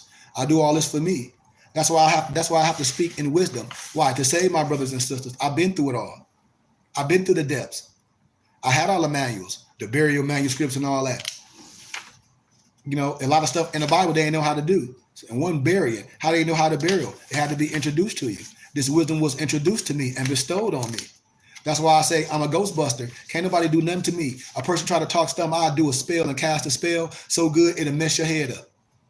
When I'm talking about the minor offerings, the adumu, you know, like toys like cones, I'm talking about casting spells on myself to protect myself, to where when the so-called devil come, they burn up.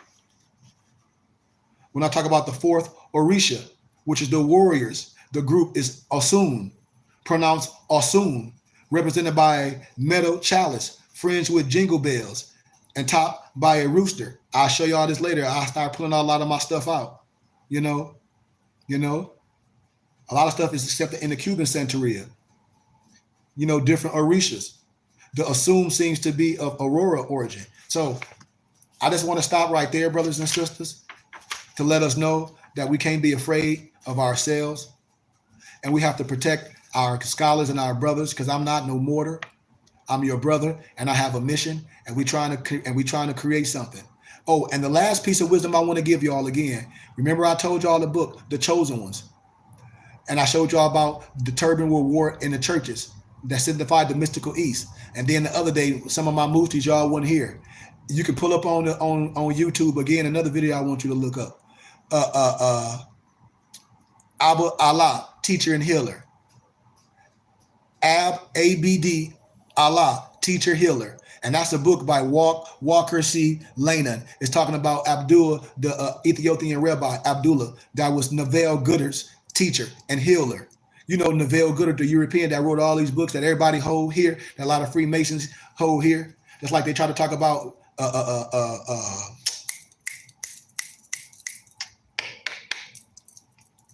Manly P. Hall, which is Snowman Wisdom. I tell you, they were all taught by us. And it's a book, I sent it to y'all already. It's called Walker C. Lanan. That's the author. It's Ab Allah, teacher and healer. I gave y'all that book. And that's about Abdullah, the Ethiopian rabbi that healed and saved Neville Goddard. Fact check me on this. I've been courting y'all for long. So if the Europeans support my wisdom, why won't my brother support me? I'm casting my net out and telling y'all to come home. Share this with your friends and families. Everything goes to build up our temple. And anything you need, any literature, I'm not a gatekeeper. I will give it to you. But a workman is due his hire. And with that being said, I love y'all. Thank y'all for taking 3 hours out your day. 3 hours. You sat and listened to me for 3 hours. And this is what I'll be saying, Dante, is if you sit and listen to me for 3 hours, that's a binge. I gotta be good. We'll pay to go watch Power and all that and pay and all that. This ain't better than that. If it's good, if it is, then show me. Because I don't need nobody coming to my funeral when I'm dead, because I ain't going to have one. I'm going to be Fuji dust. You see? So thank y'all for your time, peace, light, and illumination. And if y'all need anything, if you gave a donation, email me. I'll give you whatever you need. Why? Because I love you. I'm your brother. And the reason why I do it is because I can. That's why. That's why I do it. Because I can. Because I can and I should. And if I can, I should be the change unit. I can. I'm going to stand up in the midst until the flesh is gone. And I stand with or without anyone like a lion and give my life. So with that being said, thank y'all again for your time. I love you. I give you honor. I give you glory. I give you respect. And I give you all the power of our ancestors to resurrect ourselves. I give you all the power from all the ethers, from above and below. I give you all the power that's bestowed in me and you, that already dwells in you. And all you have to do is activate it. And we activate it together, baby, because it's one body in many parts. So with that being said, man, peace, light, and illumination. Take us out with our Moorish American prayer and our benediction if any one of y'all have it, because I got to put up a mess.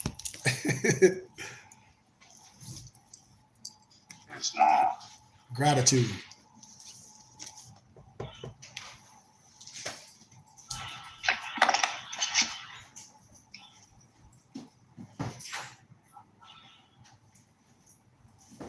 Islam, Allah, Father of the universe, Father of love, truth, peace, freedom, and justice.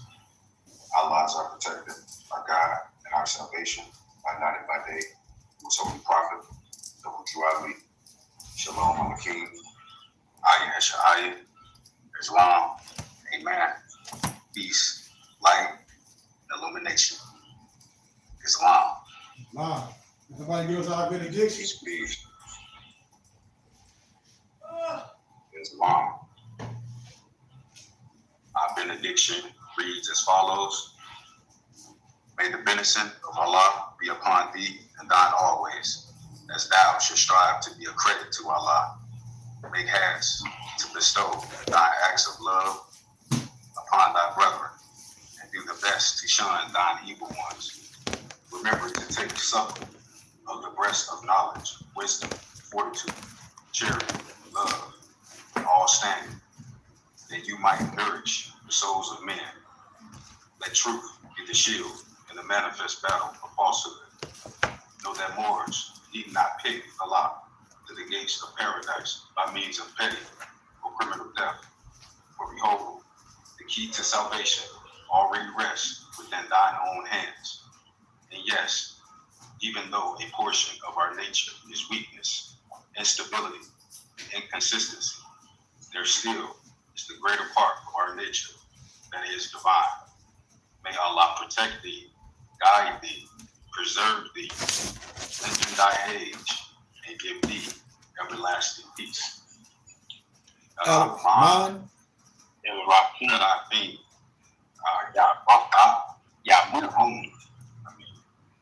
Truth to protect us. Sheik, you gave us a schoolmaster today. Gratitude, high honors to you. Man, high honor, Dante. High honors to you, brother. You know, I just, like I said, it can be, I can't say I have the keys if I don't give it away freely. Yes, it's worth something as I ask for small donations, but I can't say I have the keys to save us if I'm just going to charge and don't ask for a donation and give it freely. I must give it away because somebody can take it to the next level, and go farther with it. I'm not a hater. I want that. And that's what generation, that's why a lot of people be mad at me, in this flesh. So I'm not going to get mad at nobody after me. A lot of these old fogies, a lot of these people that been here forever, a lot of these teachers and these fake preachers that been here forever, they like, well, how do he know all this? Because you know it. And a lot of these Moors that's talking all that, the Grand Sheik and Supreme, how do I know all this? And how am I moving like this? It's because it's the creator in me. And it's supposed to, because I'm not a gatekeeper. It's just taking me longer to have some of the man-made finances that everybody else getting. That's all. So I give y'all high honors, Noble Dantes, for trusting me and continue to try to spread this. I give y'all high honors, man. I give y'all high honors. And I'm nothing without y'all. I'm nothing without y'all. And I ain't afraid to say words. I'm not afraid to tell y'all I love y'all. I'm not afraid to say I depend on y'all. And I'm only as good as you are. That's why I'm so excited to come to St. Louis and plant our flag there. I love my city of Flint, but sometimes a prophet and an angel is no good as his own country, Dantes. Now, I ain't saying my family and friends don't love me. That's okay. But sometimes the prophet and the angel is no good in his or her country. Why? Because you don't recognize it. Why? Because you see me came up like you through the ashes. You should respect that. You should hold that up. You should hold that up on a pedestal because that's an example. But sometimes in our community, we don't, and we have to leave. But then the heart and the love of our people is keeping me here. I'm just being honest. The heart and the love is keeping me as a so-called pro-righteous teacher. Why? Because I love my people so much. And maybe I'm doing it by default. Maybe. I ponder on that every day. Because I went in thousands of debt for the university. I'm still in hundreds of thousands of dollars of debt. But it's okay. Because I've mastered it. And a lot of things been covered. All my time things been covered to where when I say debt, I ain't saying financially, I'm saying debt because I invested.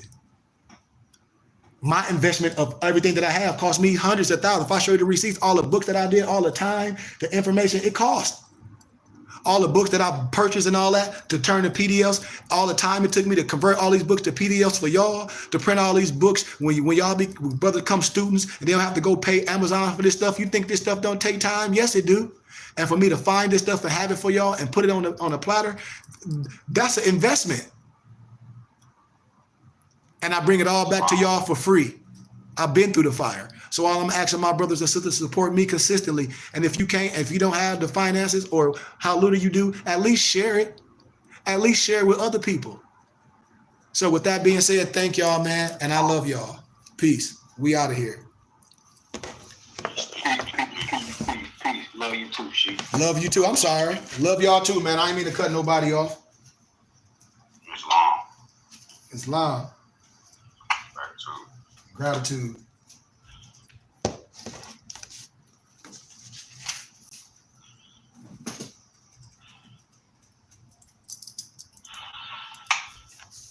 It goes out of here.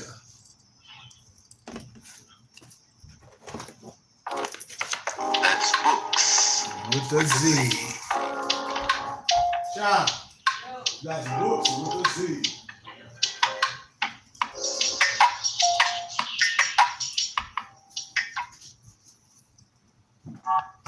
I'm a spirit speaking, truth seeking, heart beating, knowledge leaking, seeds sowing, harvest picking, man, I am yet. mypdfbooks.com. That's books with a Z.